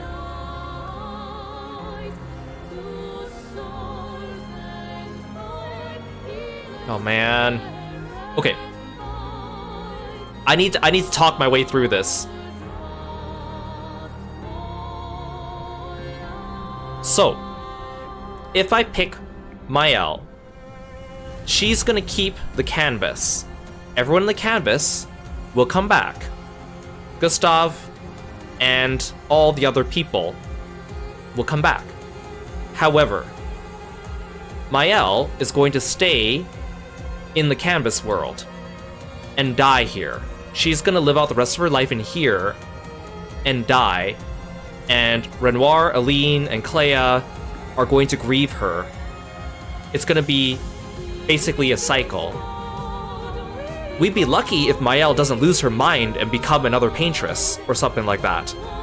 So, on one end, picking Mael means perpetuating the cycle, which I don't want to happen. However, if I pick Verso, he wants to save Mael. He wants the family to overcome Verso's death and mourning and grief. However, in the process, he's probably going to destroy the canvas. So everyone inside is going to die. Lune, Ciel, Monoko, Eskie, they're all going to die. I don't want that to happen either. Now, personally, I mean, me as a person, obviously I would pick something more of a compromise. Like, for example, kind of like what Mael lied to her father, right? Mael was like, okay, no, we can still settle this. We can keep Verso's canvas alive. It's his last memory. We can keep his canvas, and I can responsibly use it. That's what she told Renoir. And Renoir said, I'll keep the lights on for you. So in other words, he was like, I won't destroy the canvas, but I trust that you're going to come back to us. But then Verso just now was like, well, you lied to him, and he knew that, and she basically admitted it. She's not coming back. In the perfect ending, or the closest thing I could think to perfect, would be a compromise where we keep the canvas, so, you know, Lune, Ciel, everyone, they get to live, We can bring Gustav back, we can bring everyone back, but then Mael could, like, you know, flip-flop between the real world and the canvas, right? That way she doesn't die, and that way we can keep the canvas alive. But that's not gonna happen. On the other hand, the people in the canvas are sentient now, right? The people in the canvas are no longer just mere fictional people that no longer exist. They have lives, they have feelings, they have loved ones. I don't want to see them disappear. But I also think that mourning and grief is a part of life that people need to learn to overcome. So Mael's family has been plunged into this chaos for so many years because they can't get over Verso's death. And they need to move on as well. So it's a tough decision. And as much as I love the characters in the canvas, I think that the right thing to do in this case, especially also because this is Verso's canvas, and Verso is, well, painted Verso is, he's not Verso, but he's like very much the closest thing we have to Verso, and he wants Mael to be set free. So, this is what I'm gonna do. This game has two endings, right? Fight as Mael or fight as Verso. Personally, I'm gonna go on the record to say that if I had to pick an ending, I would very heavy-heartedly side with Verso in this case. But I want to see both endings. But this game, so I checked this thing ahead of time. If you want to get both endings, at first I thought that maybe, because I know you can keep playing after you beat the final boss. I know that I originally planned to beat the final boss, we'll get an ending, and then it spits us back into the overworld, and then I go back into the final dungeon and I get the second ending. I found out that you can't do that. You have to pick one of them, because the endings, I think, give you different costumes that you can carry over into the next game, into New Game Plus. So the only thing we can do, because this game doesn't have save files, is that we'll do one ending, and then when we get out, we will load an older autosave, and then we'll do the second ending. So either I could do my preferred ending, so Verso's ending, reload, and then do Mael's ending.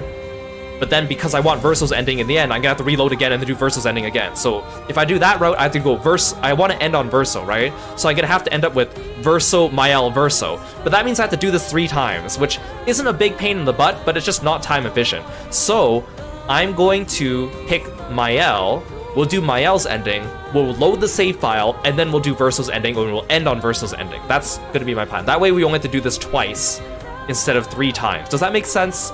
So I'm gonna go on the record, I'm gonna pick Verso's ending, but we're gonna do Mael's first so we can see Verso's afterwards.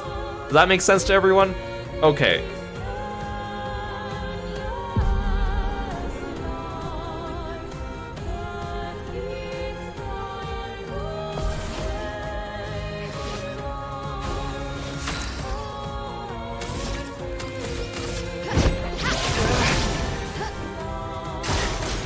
That burn does a lot of damage. Stop! You can't just decide this for everyone! We're all hypocrites, doing the same thing to each other. See, the thing too is that even though I personally agree with what Verso's view is, we spent so much time with Mael that I'm also attached to her. So I totally see where she's coming from, and I think that, you know, when she's outside the canvas, she can't speak very well, her throat hurts, her face is deformed. I can see why she wants to stay in here, but it's going to kill her and turn her into another paintress. So, like, I really do feel for her, and I want to side with her too, but it's... which is great. I love it when the game has an ambiguous choice that leaves you wondering. I love that. Sorry, Verso, you're gonna eat a Stendhal, and you're gonna like it.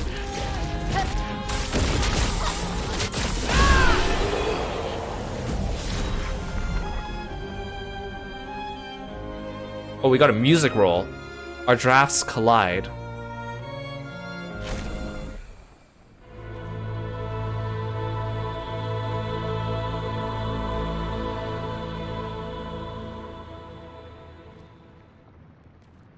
Please. Thank you. Plus, seeing this Verso, this boy Verso, suffering from painting, also hurts my heart. Please. Like, seeing this hurts my heart.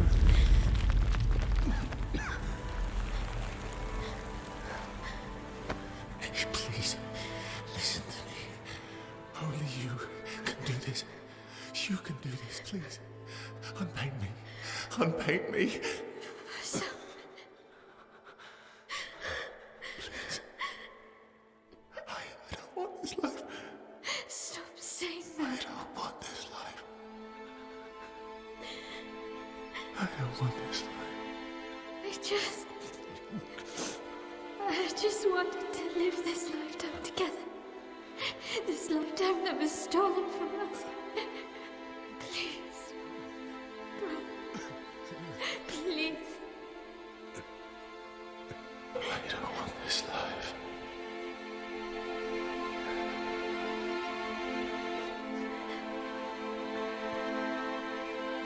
Help me.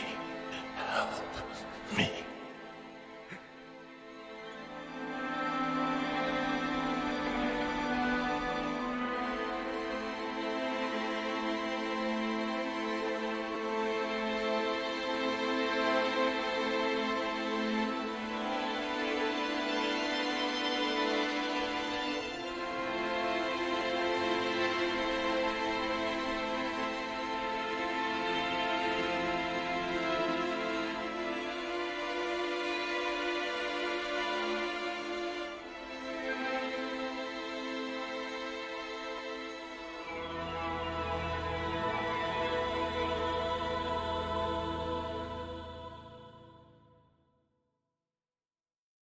If you could grow old, would you find a reason to smile?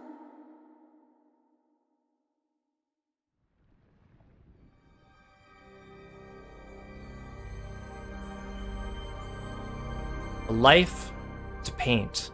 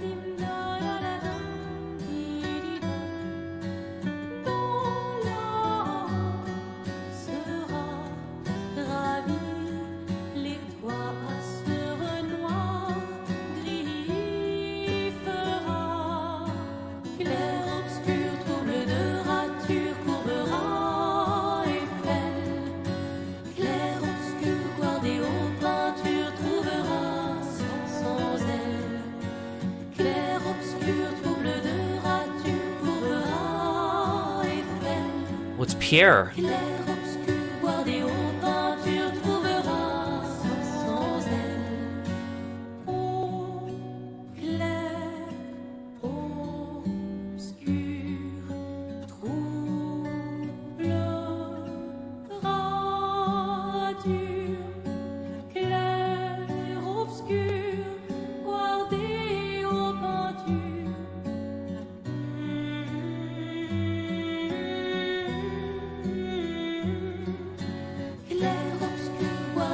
We're gonna see Emma? They're not gonna show Emma?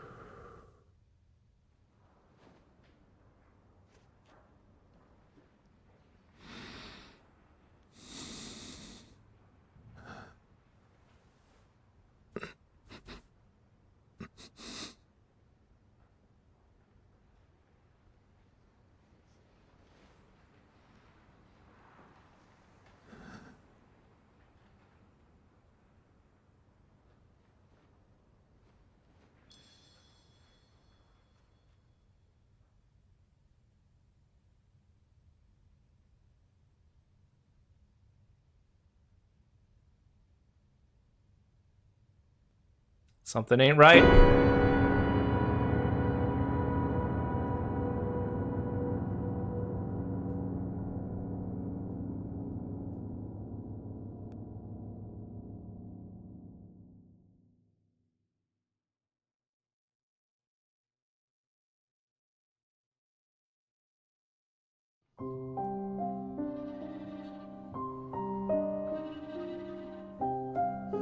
Ooh, that gave me chills.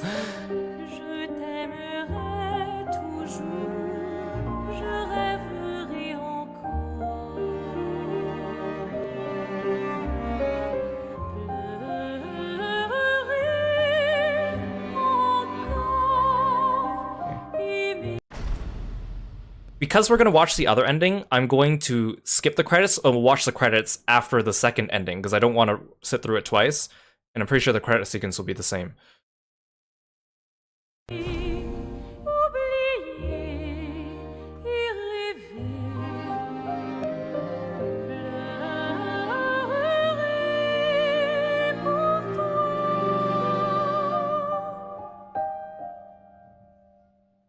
Wait, I can't skip this part? It let me skip the first part, but not this part. Well, I guess. Oh, there we go. There we go. There we go. I was like, there's no way.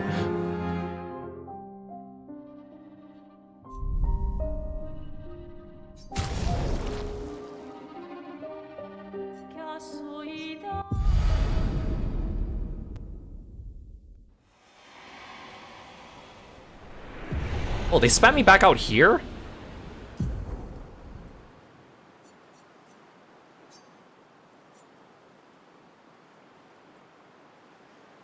Okay. So I figured out, it actually it saves more than just 3 save things. So if this one's probably the one I just did now. People said you have to rewind a couple. Okay, so this one, there's a big gap between these two. I bet it's this one. We might have to fight Renoir again. Which is fine. Oh, good. We can start from here. Oh, even beautiful. Beautiful, beautiful. Okay, we don't have to do the Renoir part again. That's nice.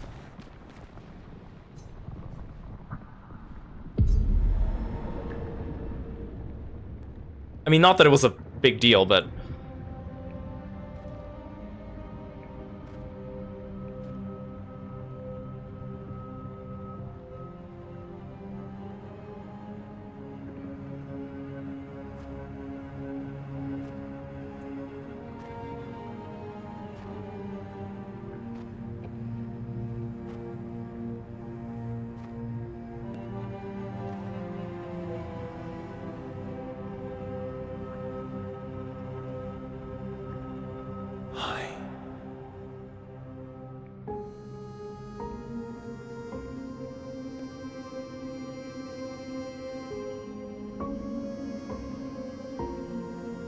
You're tired of painting, aren't you? I'm tired too.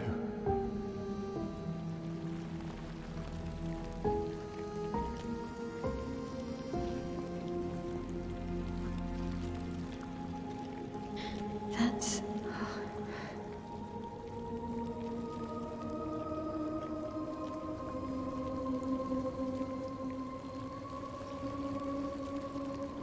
You shouldn't be able to be here. Mammons give. Why did you run in? It's dangerous for you here. See things as they are, not how you want them to be. What? You lied to your father. No. You saw it too. But he wanted to believe. You're going to die here.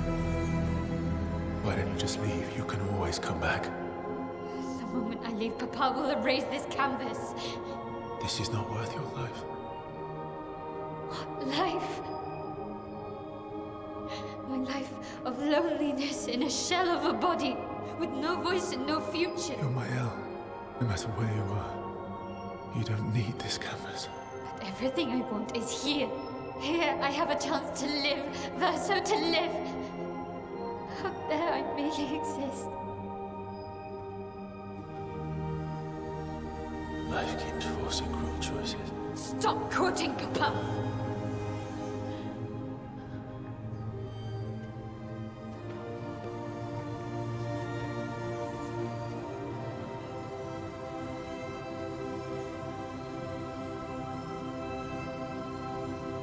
It's time to stop painting.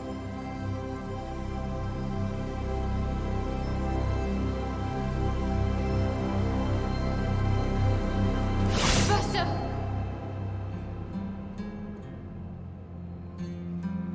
Papa also said, hold on to each other.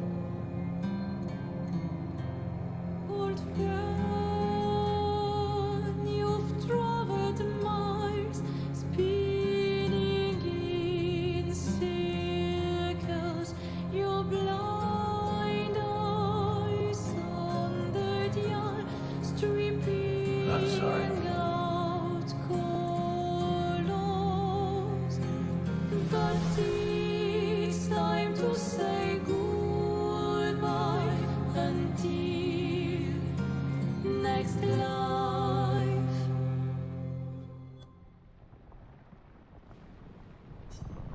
See, seeing Verso beg Mael to unpaint him because he doesn't want this life, and then him being reborn into that opera house scene really kind of cements my decision more as, yeah, I think I'm siding with him on this one. We'll see how this actually goes on his end, though. Again, both choices suck.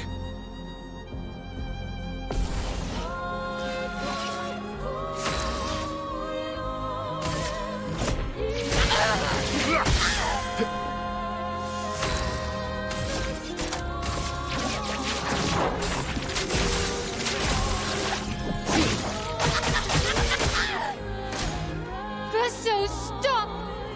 You can't just decide this for everyone! We're all hypocrites, doing the same thing to each other.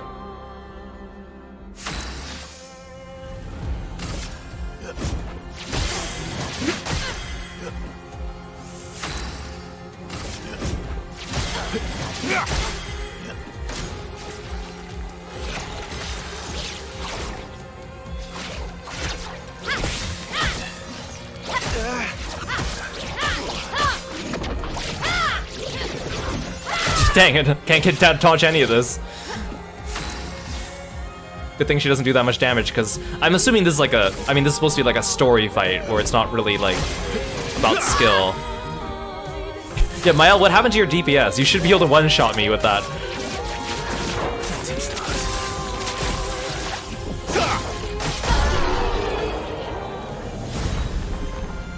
Oh, so we get different music rolls for each one, not outfits.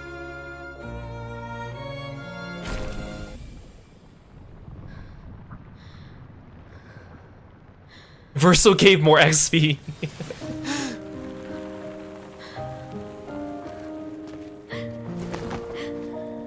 Okay, now this is gonna be sad too.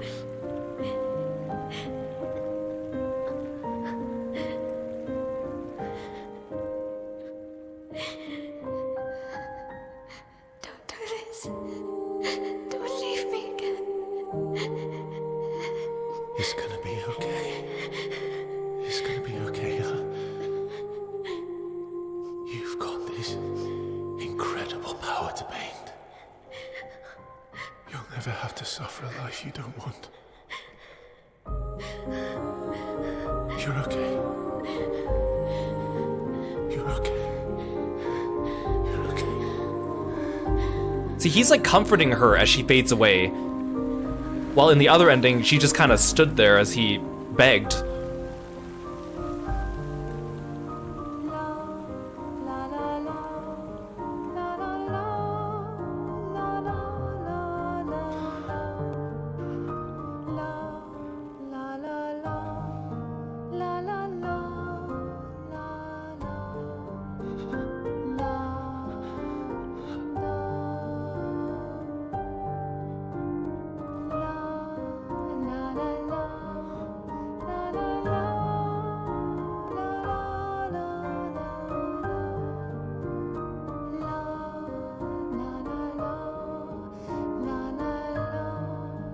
On these two. Oh no, no, no, no!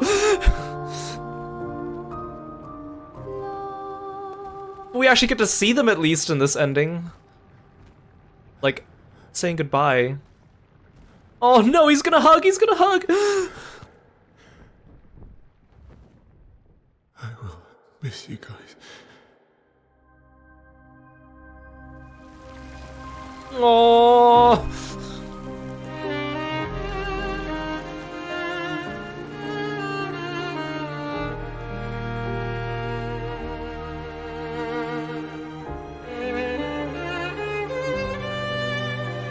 Oh, we get to see them too?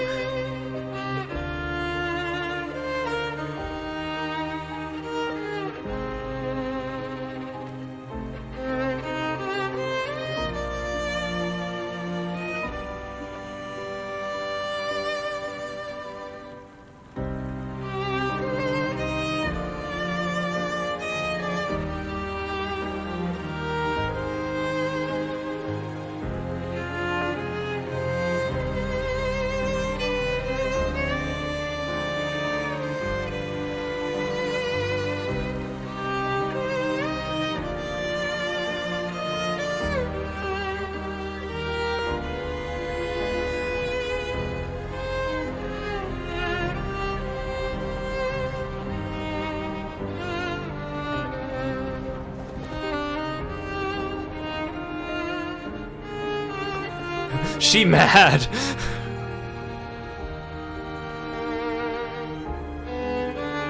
I'm sorry, Lune.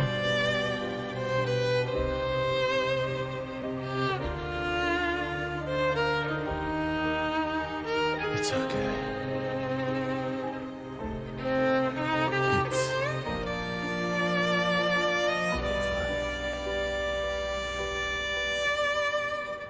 It's us.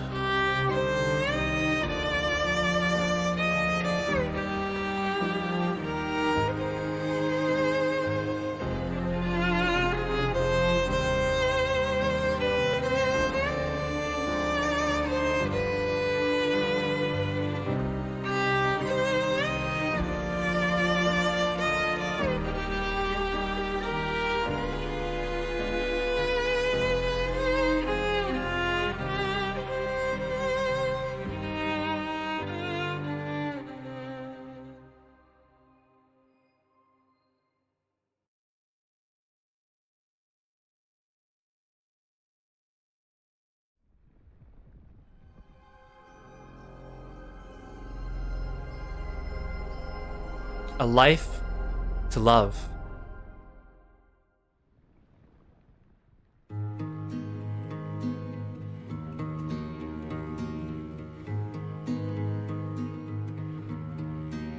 Miroir du temps,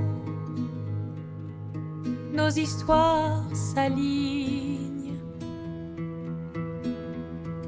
dans le creux de nos mains. Deux mondes se dessinent, l'un peint de rêve où le chagrin s'efface, l'autre nu et réel. Oh, the SKA plush, no! Notre deuil prend place.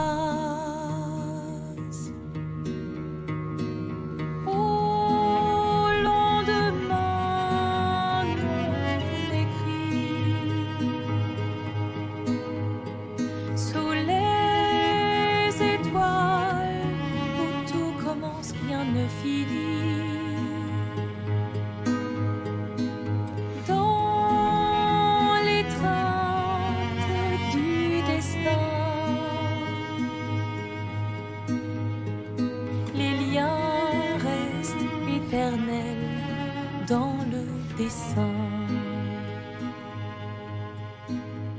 toile vierge, horizon lointain, peignons ensemble les couleurs de demain, au clair obscur. Œuvres infinies, quelques pas trace la route d'une vie. Au lendemain non écrit, sous les étoiles où tout commence, rien ne finit.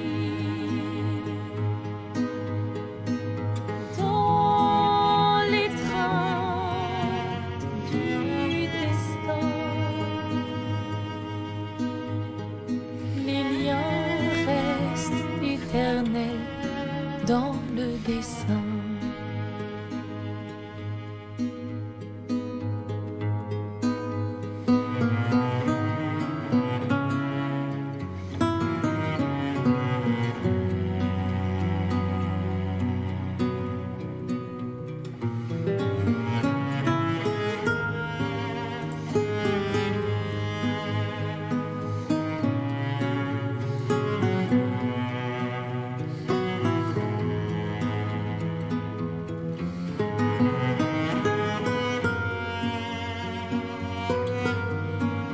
Aww.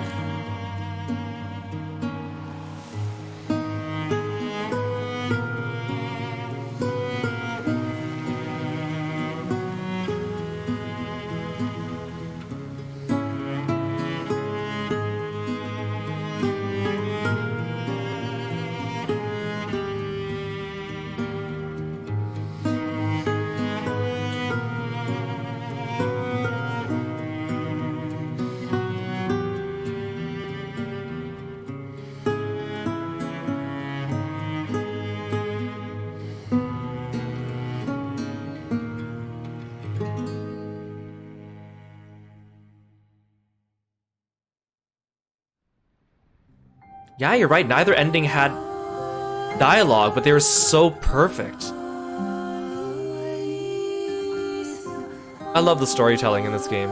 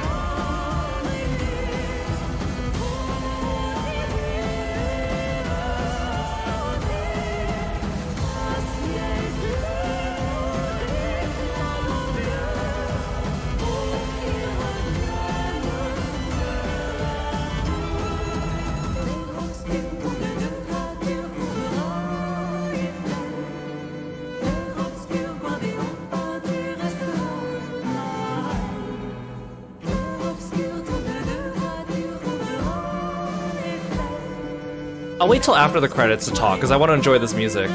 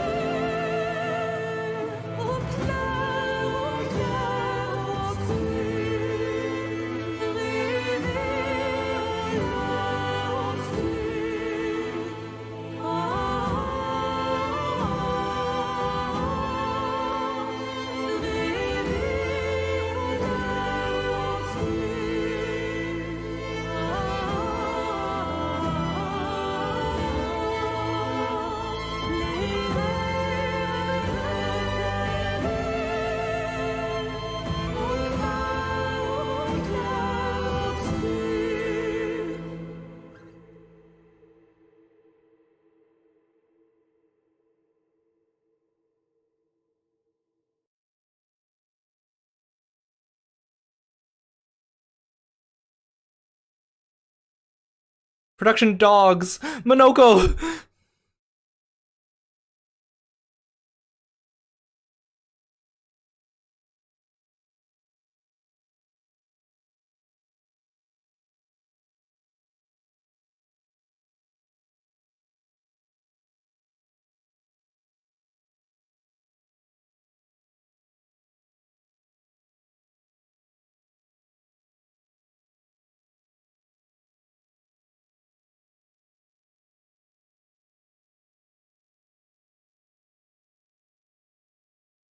Aw.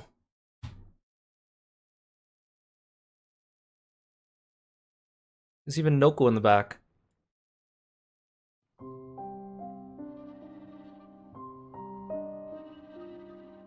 Okay, let's turn down the volume and let's talk.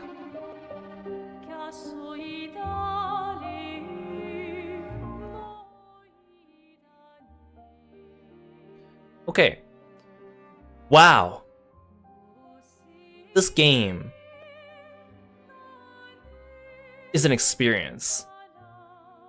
You guys know that whenever I talk about games and games that really touch me and games that I think are amazing, I always talk about how video games is art, right? And when games start to, transcend forms and really tell a story, a message that sticks with you, makes you think with beautiful art direction, like that's what video games about, right? And I think this game really captures really what I was looking for in a game in many ways, from like the art and the music and the story and the characters and the gameplay. all coming together into a beautiful package. Now, I don't have that many complaints about the game, but I guess I'll start with the complaints because I don't have that many, but I do think that they're worth mentioning. Now, of course, these are not things that I think like ruin it, but things like little areas of improvement. And again, this is like the studio's like first game, so I'm like fine with that, and they're really just minor things, but I think they're still worth mentioning. I've been taking notes as we've been playing through the game, so I don't forget these, but not really that many. One, I would like it if this game actually had actual save files. I understand the choice not to, and like part of it, I guess, is also like if you make a decision in the game, you can't go back on it. Although really, it's only the last decision that decides your ending, right? But I personally, I just like it when there's an actual save. It's nice when there's an auto save, but it's nice when I can also do a manual save. Like, let's say, for example, I want to go back and like, hey, I really enjoyed the boss fight with the Paintress, and I want to go back and fight it at the level that I was at the time with the equipment I had.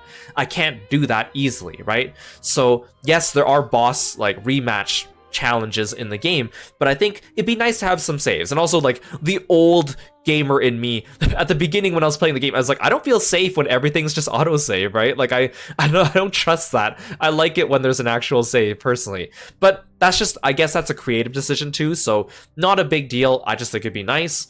When it's nice that the game has, like, costumes for the characters, like the hair and the outfits. It'd be nice if on the menu when you're equipping the costumes, if you could at least rotate the character around. Sometimes you're like, oh, I'm changing the hair, but I can't see the ponytail in the back.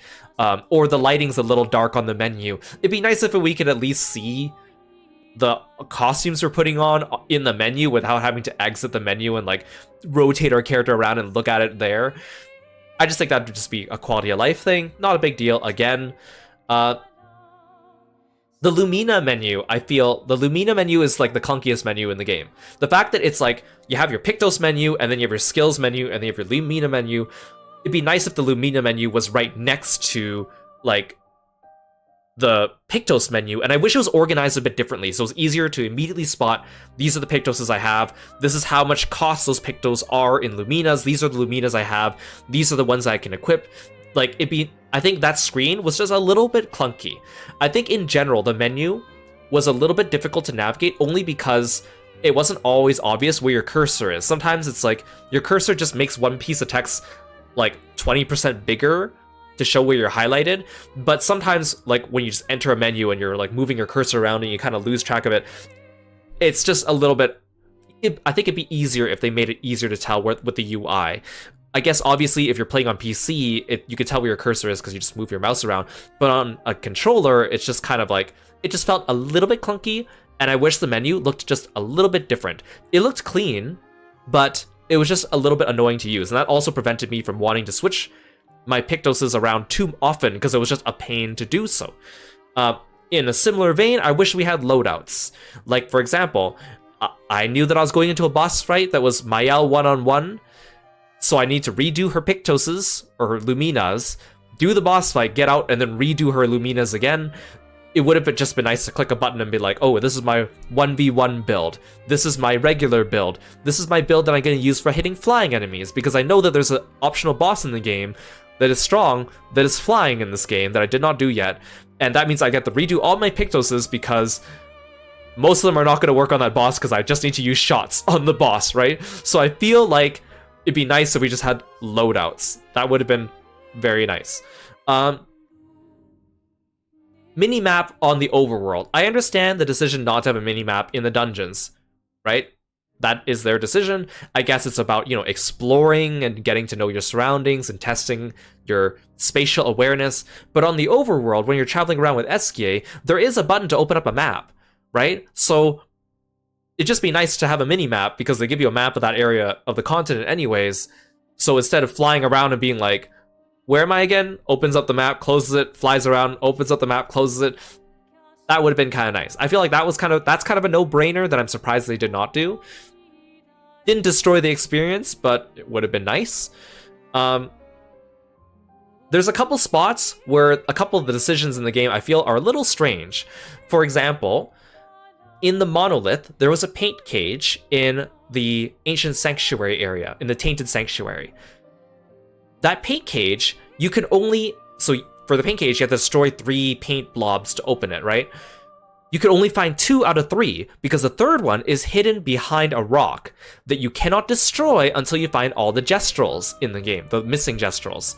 However, you cannot find all the missing gestrels in the game until you earn flying, which is after the monolith. So in other words, that paint cage you cannot do until you beat the monolith, but that paint cage is in the monolith, and the third paint blob is behind a rock you can't see. So in other words, like me, you could spend a bunch of time going, where's the third one? Where's the third one? Where's the third one? Not knowing that you actually can't access it at that point in the game. I feel like that one part of the game was just a little bit of a poor design choice. Would have been nice if either make the paint cage completely accessible there, or make it the entire paint cage behind a rock that you can break, right? Like, maybe it'd be nice if you had like a breakable rock, you break that rock, inside that rock is the paint cage and all 3 paint blobs, then you know that you have the prerequisite. It'd just be nice, because even if you go in there and you go, okay, I'm gonna spend forever looking for this thing, when actually I can't physically find it because I don't have what I need, you wouldn't know that, right? Okay, so even if you don't need to find all the gestrels to get the breaking of the rocks, my point still stands. I think that is a poor design choice. Hide the entire thing behind the rock. Then there's no question about it. You don't spend a bunch of time wasted looking around for something that you can't even access because you don't have access to the thing without exiting the monolith, flying around, finding 4 gestrels, coming back, and then breaking it. And if you haven't done the Finding Gestrels quest, which I think a lot of people would only have found a couple gestrels by then, unless they were really searching, would not even know that that unlocks the ability to break those rocks. You would just assume those rocks are unbreakable, because the game doesn't tell you that they would eventually become unbreakable. Maybe, I think the only other thing they could have done is maybe if you examine the rock, and your character said something like, this rock looks like it's breakable. If only I had the right tool to do that. Then, as a gamer, you go, oh, that means this thing is breakable, but I can't do that right now. So either hide the whole paint cage behind the rock, or make it so that your character tells you, oh, there is something to break this, but I can come back for it later. I think that would be better choice. But again, that's just one little part of the game, but it just stuck out as me because it's the only part I found where they kind of did something that I feel like was not a very good level design decision. Again, small complaint, one little part of the game, worth mentioning. Other thing, Medallum. So for those of you that don't know, there's a weapon for Mael in the game called Medallum, and it is very, very powerful. In fact, it's so powerful, some people use it straight until endgame and insist it is her best weapon in the game, which is kind of debatable. There's like 2 to 3 weapons for Mael that people argue are the best ones for her, and of course it's up to your playstyle. However, one of them, again, is Medallum. The problem with Medallum is you can get it extremely early in the game. You can get it the first time you go into the Gestral Village, which means you could have Mael's strongest weapon for like 80% of the game. Whoop-de-doo. However, you only get it if you pick Mael to fight against Ciel in the arena when you meet Ciel. So if you pick Gustav, like I did, or if you pick Lune, you miss out on that weapon for the entire game until the very, very end of the game. The only other way to get it is if you beat Golgra in a 1v1 fight, which is one of the toughest fights in the game, and you have to do it with, obviously, Mael. So I don't mind a strong weapon being gated behind a tough boss at the end of the game. But the fact that you could get the weapon about 20% of the way into the game, but if you miss it, you don't get it until you're at the very, very, very, very, very, very end, I don't think that's a good decision. I think that's kind of silly. Of course, you can get through the game without Medallum. It's not the end of the world.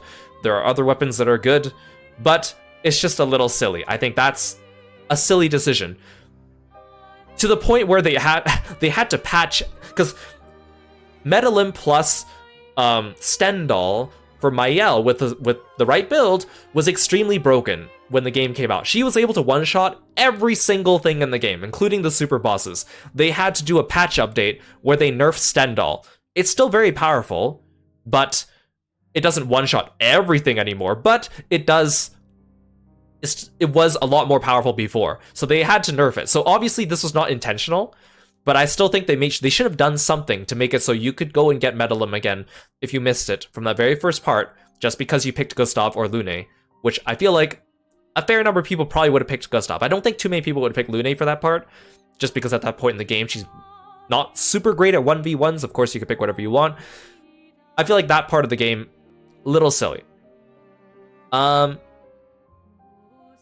liked all the side quests and stuff in the game.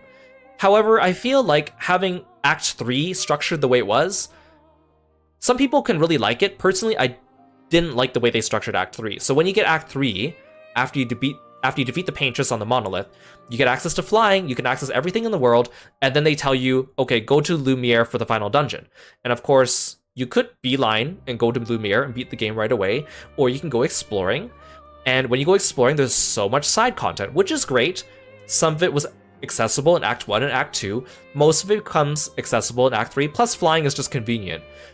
But then the problem becomes, like, if you, let's say, finish the game, you finish the Paintress, and you're like level 50-ish, right?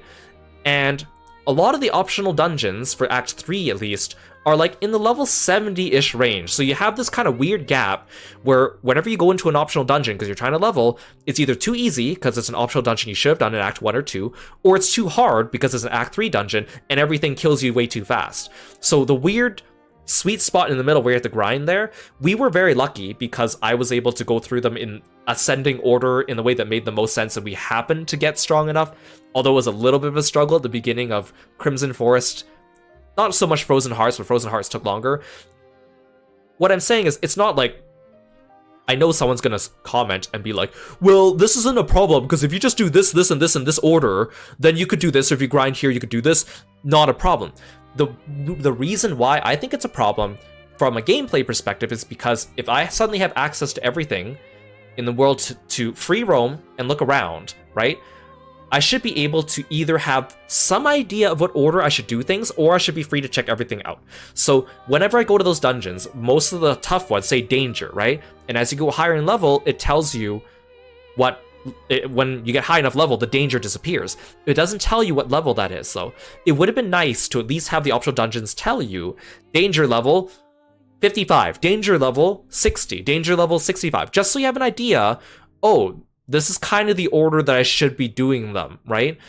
Just so you can have an idea, instead of just going in, dying, and being like, well, I think that was like around level like 60-ish? I couldn't really tell because the enemies don't have levels, right? So you could trial and error it. I mean, the game's built that way, but I think it'd be better if there was at least a little bit of an indicator to tell you which dungeons, optional dungeons you should do in which order. But I also think it would have been nice if instead of just like, you know, the world in this game's pretty cool, right? You only really explore about 20% of it in the main story.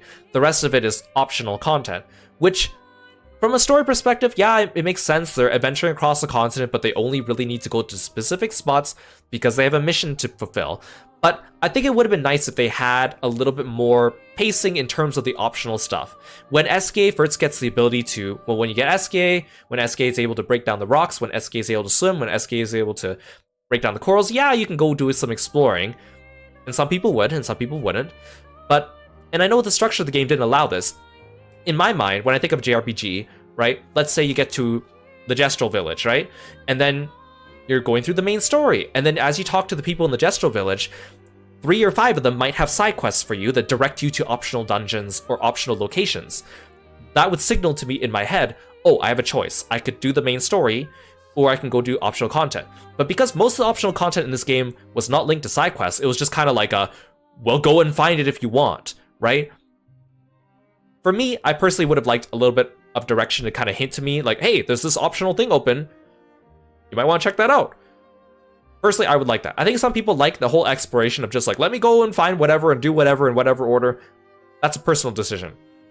Me personally, I would have liked a little bit more direction for the side quests, just to kind of like tell you that things were there.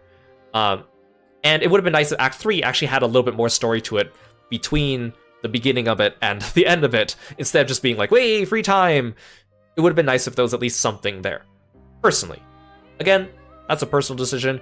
And I do like how the game, for the main story at least, if you don't do any of the side content, it's perfectly fine. I'm thinking of like Final Fantasy VII Rebirth, where it's like, if you don't do the optional content, then the main story stuff is really hard and you have to grind a lot between them, so you might as well do the optional stuff, right? Like the main story in that game jumps in levels really quickly, so you kind of have to do the side content, or at least some of it, to kind of like move forward in the story, right? So at least this game didn't do that. If you want to beeline the main story, it's perfectly doable. You don't need to go grind. I appreciate that. Of course, the game's also based on parrying and dodging, and if you're really good at that, you could do everything at a really low level, which I'm sure a lot of people enjoy. But me, I like a little bit of structure. Act 3 had a lot of like stuff in it that I think could have been integrated into the main story. Like, I know the character relationship quests are optional, but some of them were kind of nice. Like the Monoko one was nice. The Mayal one seemed very relevant to the story. It would have been great if maybe they just folded those into the main story. I think that's one thing they could have done.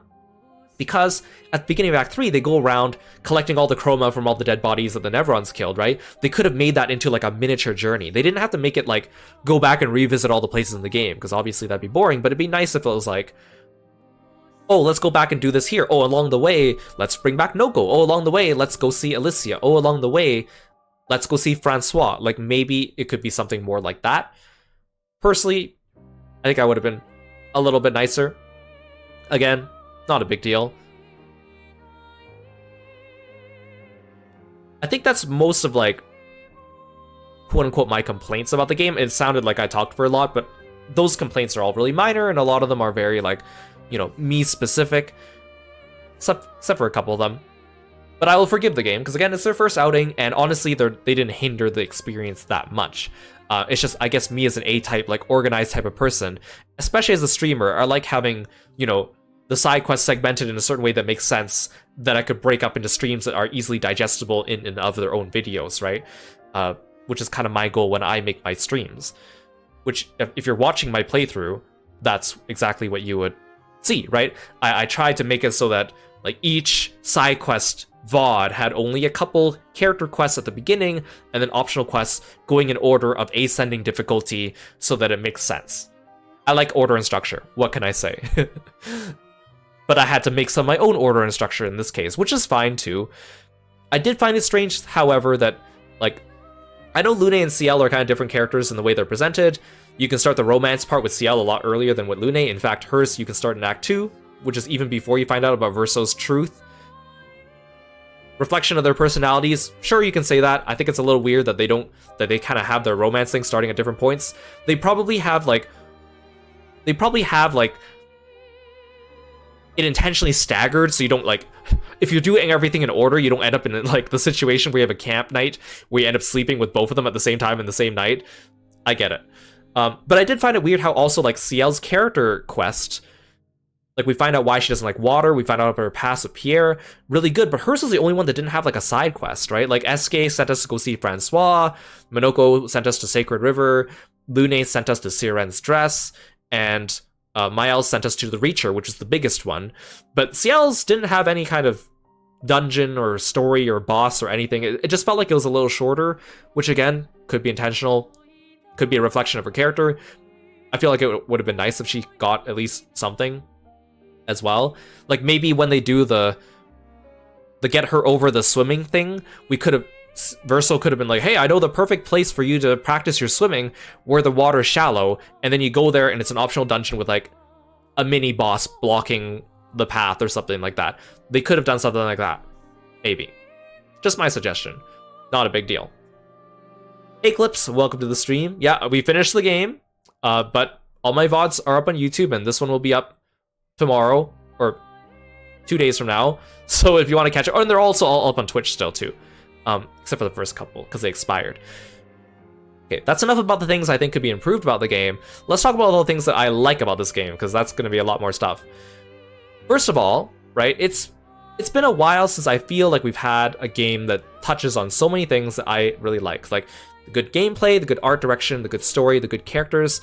A lot of the recent, like, RPG releases I've been finding personally don't cover all those things. They usually do one or two of those things well, but maybe not all of them. Which again, a game doesn't need to be perfect, game doesn't need to do everything, but this game really hit all those points for me. Battle system, really fun. Turn-based battle system, by itself, without any gimmicks or anything like interesting to it, of course, could be boring. But I like turn-based battle systems because of the strategy, so I'm very interested in seeing how different games do that. Like Mario and Luigi and Paper Mario have the quick time events, right? We have like a press turns in SMT is interesting, right? Or once more in Persona, if you're thinking about Persona. Octopath Traveler with the whole like saving up the skill points over the turns and using them, the way the class management is in that game, right? Bravely Default, similar kind of thing to Octopath. I like it when there's a turn-based game, but they put a spin on it that makes it fun and engaging. And this game combines a lot of the ones that I enjoy. It has like the dodging from Mario and Luigi RPGs. It has like the Judgment Ring from Shadow Hearts, which is a very welcome surprise, or like Legend of Dragoon for a lot of you that, you know, talked about the quick time events and stuff like that too. The strategy, obviously the HUD and the UI is very Persona-esque, although the battles themselves aren't really Persona-esque, other than I guess some of the customization stuff. I like having the Pictoses and the Luminas, very much like Paper Mario badge system, kind of reminds me of that. A lot of the strategy stuff that I enjoy. Things that allow you to customize your characters, come up with your own strategies, come up with your own builds, come up with your way to approach it. When I watch other people play this game and everyone's using like a different type of strategy, right? Beyond just different party members, but also the way they're using certain characters. You can choose different skills for your characters. That amount of customization and strategy is fun. I really enjoyed it. Of course, with the parry and the dodge system, you know, a lot of people are memeing on the game for like, you know, all the enemies like juking you out or faking you out to try to make you dodge early, like, but that's part of the game, right? And once you get it, it feels pretty fair once you get the timing for a lot of those, even if some of them might be harder for some people than others. Although the flying enemies, I would say, a little bit annoying having the aiming mechanic on them. But the aiming mechanic was a cool touch on top of it, right? I wasn't expecting them to have that either. Although when they first introduced it, I was like, wait, we have the Persona 5 guns, but ended up being a little bit of a different thing together. Plus the way it interacts with shields and stuff like that too. What I'm trying to say is strategy and the battles, really fun. Not to mention, they're very cinematic. The cutscenes before the bosses and after the bosses, even during the bosses, the attacks they do, very cinematic. A couple of them maybe a little bit hard to follow with the Axons like Siren and Visage. The camera zooms out a lot, or the Paintress. Camera zooms out a lot. You still gotta get used to the timing on those ones. That kind of threw me off a little, but not a big deal. Battle system, very fun. Art style. Beautiful art style, right? We have this like painteresque look to it. Like the whole thing has this like unique look to it. The fact that they combine like, you know, the game mechanics are very like Japanese RPG oriented, but then when you look at the graphics alone, outside of everything else, a lot of people would think of like Western RPG kind of things. And surprisingly enough, we don't really see enough of that cross-pollination. Sometimes when you see it, but not done like this, I think. You'll get games that have like, oh, it's like a JRPG, but they're trying to do like Western action battle mechanics. Or they'll have like a Western RPG, but like maybe a loose like JRPG type of like structure to it, but rarely where they take like this much and combine them together in like a nice little marriage, which I think it's nice to see people experiment with that and try it, because it's not really, you know, it's something that's like, it's new, but it's not new, right? It combines a lot of things we've seen together before, but makes something new out of it. And I think that's something very special, that I would love to see more of that. Playing around with the art styles, not afraid to take a risk, right? Because before this game came out, obviously when it did, a lot of people were hyping it up and talking about how great it was. But before it came out, I know a lot of people were on the fence about it, myself included, because of that. And the game didn't have a demo or anything like that, so you really just had the trailers and the press release information to go off of, right? But it really had something special to it in terms of art style. Hey, Kiro from the future here. As usual, I thought of more things to say after I ended the stream, so I thought I'd record them here. Just a couple things, and I've mentioned this throughout the playthrough, but I wanted to just have it here for completion's sake. One thing I also really appreciate about this game is the use of humor. The humor is definitely like my brand of humor. And the way it's slipped in, I think it's very clever, because obviously the game is dealing with these serious themes, and the characters are stuck in a very like disheartening situation but they still find times to have a little bit of a laugh here and there, and they never seem to do the jokes in a way that takes away from the main story. They never timed inappropriately. Like, for example, we've been recently playing the 100 line, and whenever they do jokes, I always feel like it's just completely mistimed and takes you out of any serious moments the characters do. That is not the case here. And a lot of the jokes are kind of subtle, and even sometimes the jokes by themselves may not actually be that funny, but because it's a bleak world and they don't have much of a chance to laugh, even some of the littlest things sometimes will give you a little bit of a chuckle. And they also have the bonus of kind of showing you different sides of the characters and learning more about the characters as you go. So it's like, it's funny and entertaining, but also good for character development. Like, especially a lot of those like conversations you have back at camp, for example, will do that to you as well. Esquier was an adorable character, and the way he, you know, spoke and conversed with Verso and everyone else was very comedic, but never really took away from everything. You know, even when you get like the serious scene and then suddenly Esquier comes by and you all jump on him and he flies off and he flaps all silly, it doesn't take away from the seriousness of it, but it does, you know, still give you a little bit of a chuckle or a little bit of a funny kind of look at it. So I think that's very well done, the type of humor that they used. And again, it wasn't like super inappropriate or anything. It was always well timed and worked well with the characters. So, and every character had their own kind of brand of the humor as well. So I think that was pretty cool. The other thing is, I mentioned I like the battle system because it has a lot of customizability. To expand on that, I do really appreciate how every character has like a completely different playstyle from each other. So that affects the strategy, that affects whether you like using them or not. But on top of that, even within the character, you can equip different weapons, and the weapon skills could drastically change the way you play that character, whether they're like maybe more of a support character now, or maybe with this build, they're more of a caster character, or here they're more of a crit character, or here they're more of a character focused on applying a certain status effect, like burn, for example. And a lot of the characters you could take in different directions for that to synergize with each other. On top of the Pictos and the Luminas, which everyone has, but just the way you customize their skills and their weapons and their unique use of the turn-based playstyle for them just makes the game quite fun and interesting. I think it's boring when you have a turn-based game, but all the characters kind of play the same, but the only difference is they use different elements, or one character is always the assigned healer, or one character is only good at doing a certain thing.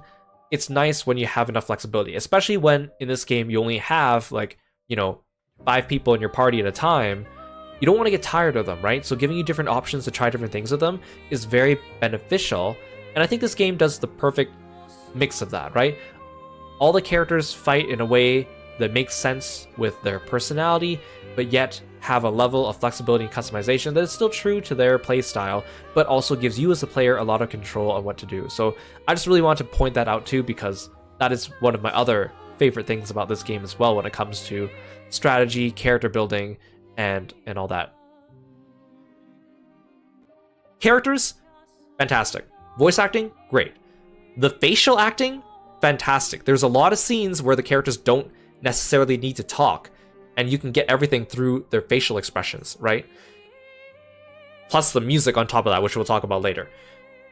It was nice to see all the characters have like distinguishable personalities and interactions, and all have a role in the story, and they just felt like they meshed really well. That being said, I do wish that Ciel and Lune got a little bit more time towards the end, because obviously the story is very like Verso Mayel, right? Verso and Mayel are the main characters of the story. The whole actual overarching plot is very integral to them. Lune and Ciel, I feel like it'd be nice if they got a few more spots here and there. They tried to do that with the Axons, with having like Ciel be the one to take down Visage and Lune take down Siren, but I feel like that was just kind of like, they just kind of suddenly powered up and beat up the Axon in the last second, dealt the finishing blow, and then they kind of just moved on from it, right? Like with Lune, we had her side quest where we went to Siren's dress and found out more about her parents. Would have been nice if maybe they folded some of that into the main story. I know they want to keep it for her side quest, but it would have been nice to see Ciel and Lune feel like they have more of a stake instead of fading off into the background just for the main story after like Act 2, or after like partway through Act 2. Monoko, a little bit of an odd one out. Last one to join the party, not a human. also like a creation of Verso's, and I like his friendship with Verso, but it would have been nice to see more interactions between Monoko and Lune and Ciel, because we didn't really get to see that. We hear them mention each other offhandedly, we see a couple interactions, but like we didn't even get that many like campfire scenes where they interact with just Monoko, right? Like Monoko and Ciel, Monoko and Lune. Or even Monoko and Eskie. We hear a lot about Monoko and Eskie's relationship with Verso and their friendship, but we don't actually really get to see them on screen together, just the two of them that much. I feel like Monoko fell into the background a little bit. You can really see it during that final boss fight. Monoko almost doesn't say a thing. The only thing he says is like, how come he keeps regenerating? Like, I like a tough fight, but this is ridiculous. Like, that's kind of the only thing that he really said. And I feel like it was almost like they didn't really know what to do with him at that point. Because, like, when Noko died, I think that was a great opportunity to have, like, the game kind of frames it as this gives Monoko more of a reason to journey with you, gives him more motivation and character development. But then they don't really take it too much beyond that. Yes, his character quest deals with that. But, like, because when he first joins you, he just kind of wants to fight. And after Noko dies, he has more of a reason to join you. I still think it would have been nice to have more fleshing out of his character as well, personally. But despite that, it didn't take away from their characters. Ciel, Lune, and Monoko are still great characters. You get their personality, you see them interacting, even just like the way they fight, the way they talk in battle. They're great characters still. I just would have liked a little more about them, personally. Music-wise, of course, fantastic music. I did appreciate the variety of different battle tracks in the game, instead of using the same battle tracks throughout. Even like boss fights, mix it up once in a while. Every dungeon, mix it up once in a while. Beautiful music. And the lyrics, very nice. The way they tie into the story, a lot of times them also being in French too, which again is not really something we hear that often in this genre. So I think it's really cool to see a lot of that stuff. Obviously the music is going to be a high point for a lot of people, so I'm not going to rag on about it too much. I'm not much of a... I love game music and I love dissecting it, but I'm actually not like a person versed in musical lingo, so I can't sit here and like dissect the music on a technical level, but I can talk about how the design worked a lot of times. Like, for example, that final boss fight, when you deal the final blow, right? The Renoir jumps up and then the music like stops and then Mael comes up and then stabs him down and then music like, and then the lyrics pick up again and then the music fades back in. Like, beautiful music design going along with a lot of these things. And it never felt like it got too stale. Like some games I find that have really good music, sometimes after a while you might find that some of it sounds very similar, but this game I think mixed it up enough. All the music feels like it belongs in this game, yet you can still get tracks with like completely different instruments than other ones, which is really nice. Recurring motifs and themes as well, like the Lumiere theme, the Alicia theme, the themes for each of the characters, Lune, Ciel, Monoko, like Verso, all great musical themes as well. When you hear them, you think about the character, and that's very important for motifs and stuff. And the fact that the motifs get rearranged throughout the game is also really nice. It brings to mind, yes, this is a recurring theme, this is a recurring motif, but it still sounds fresh to your brain. So you hear it, and you're like, oh, like, this is new music. I know this is new music, but it feels familiar because it rearranges parts or uses melodies or uses stuff from previous music we've already heard in the game. That's really good music direction and design. Fantastic. Story. I love a game that leaves you with an ending that makes you think. And the choice at the end, Mael or Verso? Fantasy, like a happy fantasy, or facing a harsh reality but overcoming it. These are difficult themes. The whole theme of mourning, getting over death, right, is prevalent throughout the entire game. It's a recurring subject, and that is great. The way it reinforces it and really tells you, this is the theme. This is the thing that we want you to think about foremost in your mind as you play through this. What is life and death and mourning and family and all that stuff? What decision do you make at the end? Both endings, of course, aren't completely happy, but they leave you thinking about it, right? They leave you emotional. Oh, everyone's living happily in the campus now, but Mael is rotting away, dying, losing her mind and will not see her family again. Or Renoir and Aline and Clea won't get to see her again. Or, oh, the canvas is gone. Everyone's gone. Everyone we've come to know is gone. But they now have a chance to come together as a family and overcome the mourning over Verso's death. And I feel like that one was very powerful because of the fact that you see Ciel and you see Lune and Monoko and SK come and do their final farewells wordlessly to Verso, and then you see them standing behind the grave, like, waving, right? And that really, like, brings it all together. Again, no words required. Your mind is racing, thinking about what thoughts are going through these characters' heads. What's each person thinking? How do they feel about it? How do I feel about it? How do I reconcile these feelings? These are things that the game leaves you with, and these things stick with you. They linger, and that is beautiful, the way it keeps you thinking. Now, I saw you guys in the chat chatting about this, so I'll address it now, just because I didn't get a chance to at the time, because it didn't feel like it was the right momentum. Would I want to see a sequel to this game? Personally, I would like to see the studio go on to make more games with similarities, not necessarily like same battle system and everything like that, but maybe some recurring elements with a new story. I personally would be totally fine if this game does not get a sequel or a prequel. Would it be cool to find out more about their world? Would it be cool to find out more about the writers and Clea and everything? Sure. But I feel like the story here is so nice, packed together and contained, that I really, at this moment, want to enjoy it for what it is. There's a reason why they don't linger on this whole feud between the painters and the writers. It's not really relevant to the motifs and the themes in the story of itself. The conflicts and the themes here are really about all the things going on within the Descendre family. The grief, the interfamily conflicts created by this feud they had with the writers, but what that feud was and who the writers are isn't necessarily important other than being the instigating thing. So I feel like this is nice and packaged together. What I would like is maybe if they make another game and that game maybe has some references to this one. Not necessarily that it takes place in the same universe, but maybe has some nods to it. You know, in the same vein that like Tales of and Final Fantasy make new games, but they're unrelated, different universes, but they share some things. Maybe that'd be kind of cool. But because everything in this game is so tailored to the game, right? Everything's about like the painting, like all the battle system and everything has like all these paint strokes because it's about painting and art and family. A lot of it is so tied to just the themes of this story specifically that I feel like I wouldn't want them to take those things and put them in another story because they've already done them and they know that they work and they know people like them, but not have it to do with that story. So only taking elements that would make sense for whatever their new story is, personally. And the reason why I say that is because something like, I'm going to use the example, Fire Emblem Awakening did a lot of things great. It was really fun. It introduced a lot of new things to the series. It re-injected a lot of life into the series.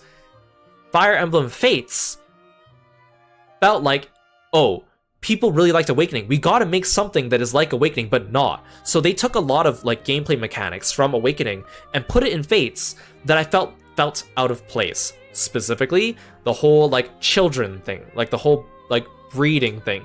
In Awakening, it tied very close to the story. So it made sense and it felt right.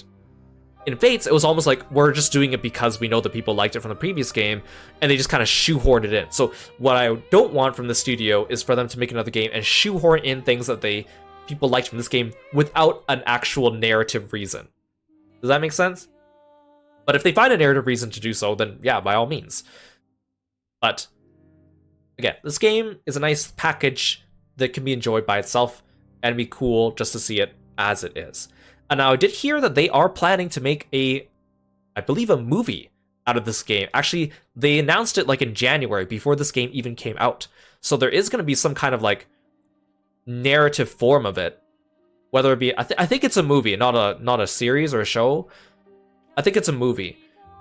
I hope it turns out good. I hope it's not like, you know, you run into the problem where like the game is like 30 to 40 hours long, and then they try to squish it into a movie that's 2 hours and then you lose out on a lot of it. I hope it's like maybe like a companion story, or like could be a prequel or like a side story or something like that. I think would be nice, instead of trying to take the whole thing and shove it into one sitting. I mean, I think this game itself is very cinematic. It would work really well in like an adapted screenplay form. I'm just not sure if trying to squish the whole thing into a movie is what we're looking for. But again, there's no information about that to my knowledge right now. So, and I haven't gone digging for information about it. I'll see it as it comes. But yeah, maybe it could be it could be about the writers and the painters. It could be about Expedition Zero. It could be about like another expedition. That would be kind of cool, actually. If they want to take this whole thing and adapt it into like a viewable form, maybe a TV series would be the way to go. Like kind of like how they did The Last of Us was pretty good, the way they adapted it. So maybe something like that would be kind of cool. But if they, again, with the movie, I would prefer it to be a companion story and not to just be a retelling of this in some way that has the potential to shorthand it, I guess is what I'm trying to say. I think besides that, that's pretty much everything I want to say about the game. Like, this game, I think, for a lot of people, they've been saying it's a contender for their game of the year, and I agree. But I also really liked Blueprints. I think if I were to pick like an overall game of the year for me so far, it'd be this game. But like, I'm still gonna be very adamant about like cheering on Blueprints to get like its awards that it counts for like puzzle games or whatever categories it qualifies for as well. So this game and Blueprints have been fantastic, and I'm so excited to see how they take it from there and where they go and what the accolades they get and deserve, which would be great. We're not done with this game yet, though. There are some extra optional super bosses and other dungeons, things that we haven't done yet. I saved all the hard ones, or like the harder ones, for after this. However, we're gonna take a little break from this game for a little bit. I want to start Fatal Fury City of the Wolves because I've been meaning to play that one, and it came out on the same day as this and 100 Line. We also need to go back to the 100 Line and get more endings in that game, which I'm looking forward to, but I'm not like, oh, I really need to do this now kind of thing. Maybe we'll let this game sit and simmer for a little bit. I think my only concern is if I come back to this game, like, half a month from now, I'm gonna forget like all my timings for all the dodges, for all the attacks, and we're gonna have to go into like one of those optional dungeons where we see enemies we've seen before, and I get to relearn it. But I think I'm pretty quick at relearning things, and a month is not that long. So, and there's other games coming out in like June, which we're looking forward to. I think July and August are fairly open for me in terms of new releases I'm looking forward to, like not as many. So that'll give us time to go back to this game and 100 Line as well, because I know 100 Line is going to take me more time to go back through all that as well.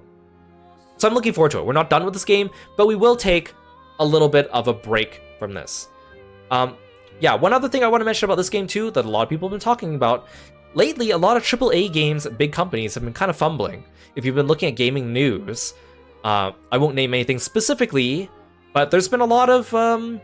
it's been rough for AAA companies. They're putting a lot of time and money and development into games that don't yield the results they want, and they're laying people off, or they're canceling games, or they're closing live services. This game really just goes to show you, you can make something great that will leave a lasting impression that people will love without needing to go into that type like of AAA realm, right? Yes, this game still has like a pretty like good team and like obviously a budget, but you don't need to go into like the, you know, the super high end money consuming projects to make something that people will love. You can stay within this realm and still get something that is fantastic. And I think that's been lost on a lot of developers. Well, not developers, I guess publishers, or like the higher ups, right? Like we know the game devs usually know what they're doing. It's the higher ups that are messing with things, right? Again, I won't name any things, but if you've been watching gaming news recently, there's been a lot of things coming out about these things happening. And so I think this game is a testament to what we could be getting, both in terms of like studio amount and money and quality, and also shows that you shouldn't be afraid to take some risks and do some things that are new and revisit things. Like, one of the reasons why they made this game was they found that the turn-based JRPG genre was being a little bit neglected, right? We haven't had too many amazing games, new ones, or new IPs and stuff coming out there, other than maybe like remakes and continuing series. Take a risk and make something interesting and new, and people will like it if, you know, you put your heart and soul into it and come up with something that touches people. And I think that's a lesson that a lot of game devs, well, again, I say devs, but really I mean like the higher-ups, could learn from and see. But we'll see. I hope this is the start of a new trend in the way the gaming development works, and this game is a testament to that as well. Oh, I guess one other little minor complaint about this game I had, which I mentioned only during the first stream, because I really only noticed it during the first stream, was a lot of times when two characters talk with each other, the camera switches between every single speech bubble, even if it's the same character talking twice in a row. We saw that a lot when we were playing as Sophie, and I found that a little bit distracting. I think it'd be nice if two people are talking and one person says more than one speech bubble at a time, the camera should stay on them instead of trying to zoom out and pan and do all these different shots, especially at the beginning of the game, because when Sophie, we were still orienting ourselves with the game, and I felt like it was a little disorienting there. I didn't notice this much later on, because later on, I think a lot of the cutscenes in the game that had talking were either cutscenes that didn't have speech bubbles, like the actual like rendered cutscenes, or each character really did only have one speech bubble at a time, so it made sense to flip-flop between the two of them. Again, super minor complaint, but a couple places that I noticed it. Also, sometimes when you notice it, when you switch the camera angle, you'll see the character's like hair suddenly jump, or for a split second, you'll see them turn in a different direction and then snap back. Obviously, just a little bit of a technical thing. It happened enough times that I noticed it, though. Again, it didn't take away from the experience, and this is their first game, and it is a bit experimental, so I'm totally fine with that. Worth mentioning, though, I would say. And it's been nice to see a lot of people get into this game. A lot of people that I know that wouldn't necessarily play this type of game alone, or like a JRPG, or a turn-based game, or a Western RPG, or like things that are a little. This game would be a little bit out of their genre, but I've seen a lot of people trying it and liking it, and I think that's very special too.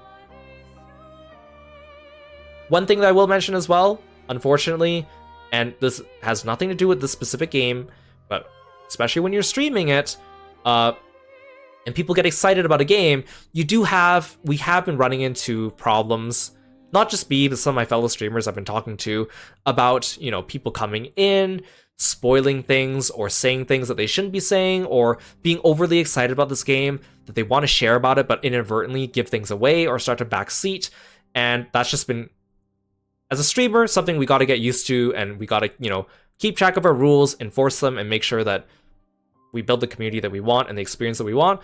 But if you're watching this in the future on YouTube or whatever, I just want you to think about that, right? If you really enjoy a game and someone's experiencing it for the first time on stream, especially if you're watching someone stream anything that's a story-based game, a streamer, go in with the assumption that they're going in blind, right? If you come in and start saying things like, oh, this upcoming part is really sad, or this part made me cry, or this upcoming part is really good, you're getting to the good part, or this upcoming boss, you better save and get ready for it because I found it tough. Like, those things is like, you should let them experience the game as it comes, right? Any anticipatory comments could affect someone else's playthrough. And I, think about that, right? I know people are excited to share their thoughts about a game and talk about it, but you also have to keep in mind that you should let other people experience it the way that they want as well. Even if you think that you're not spoiling things, but you're going in and saying some things, you don't always realize what you could be giving away. So you got to be conscientious about it. And not saying that to be like a downer and say like, no fun around here. Everyone, be on your best behavior. I'm super stern. But I think it's just kind of an exercise in being a little bit conscientious about other people's playthroughs and ideas about it, right? Because I'm sure you wouldn't really appreciate it if you were playing a game and someone was standing behind you constantly going like, hey, this part of the game I found really difficult, or hey, I did this part of the game faster than you did, or hey, this part of the game I missed it, so I gotta go back, but I'm gonna watch you do this because I didn't do like, if someone's standing behind you and constantly telling you about what they're doing or what their gameplay was like and comparing you to them, it does become a little bit of an annoyance, even if you don't mean it to be. And you could inadvertently give things away and spoil them. Like, one of my fellow streamers was streaming the game and they were in the Stonewave Cliffs area, and someone comes in the stream and goes, oh, did Gustav die yet, right?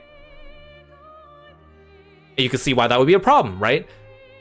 So think about it, right? Mind what you're saying in people's streams, right? Because, you know, right? And even if you don't come in with the intention of spoiling and giving things away, don't always make some assumptions, is what I'm saying. And the reason, and I've just been seeing this more recently, especially because we had a lot of these games come out, like 100 Line and Expedition 33 around the same time, and I've just been noticing these things a lot. So just be conscientious about that, right? We all love the game and we want to experience it, but, you know, think about it. Like, another example I'll give is one of my friends streams Ace Attorney, and a lot of times when, you know, the culprit is about to do their breakdown, you'll see people in the stream saying like, oh, here it comes, or get ready for this, or like, time to get him. And like, even before the breakdown happens, and sometimes that could give things away, because maybe the person wasn't sure if that person was going to do the breakdown or be the culprit, or like that kind of stuff, right? So even like, wait until the moment has passed, enough time has passed, and it is an appropriate time to discuss and talk about these things. Also read your streamer's rules. That's all I'm saying. Yeah, see, you would think that that sounds like intentional, but like, I think a lot of people are just super excited and they go in and they speak without thinking, I think. And I've seen it happen with other games as well. Like, I think one of my other friends was playing Danganronpa at one point, and one of the regulars in the chat came in and just said like, oh, has so-and-so died yet? Or like, oh, are we past the part where so-and-so? Or like, oh, I'm glad so-and-so is gone because I didn't like that character. And then it's like, but they weren't there. And like, a lot of times I'll play games with, and I'll tell my friends what part of the game I'm playing, and they want to discuss the game, but their memory of what order the events happened isn't completely perfect. So then they'll start talking to me about something in the game, thinking that I've gone through it when actually I haven't, right? Because they forgot about the order of the events, or it's been a while since they played or whatever, and then they give something away. So just gotta keep that in mind. But you guys have been great, so thank you very much. I really appreciate it. I hope you guys enjoyed my playthrough of Clair Obscur Expedition 33. There will be more to come in the future, but we'll take a little break from this game before we go do all the optional stuff. Plus, I probably need to go grind and get everyone up to like level 90 or something for that anyways. But I'm looking forward to it. So we haven't seen the end of this game, but we will take a little break from it. So thank you so much for coming by, and let's find someone to raid.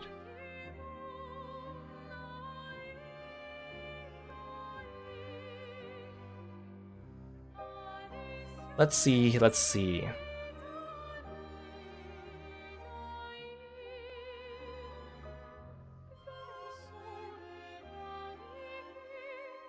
It looks like J1 is playing this game, and he's quite early in it. So let's go drop in and say hello, and give him all the love, and also don't spoil him, which I know you guys will not, because you guys are great. And I'll see you tomorrow for Fatal Fury, City of the Wolves, which I'm really excited for. Take care, guys. Bye, froggy friends.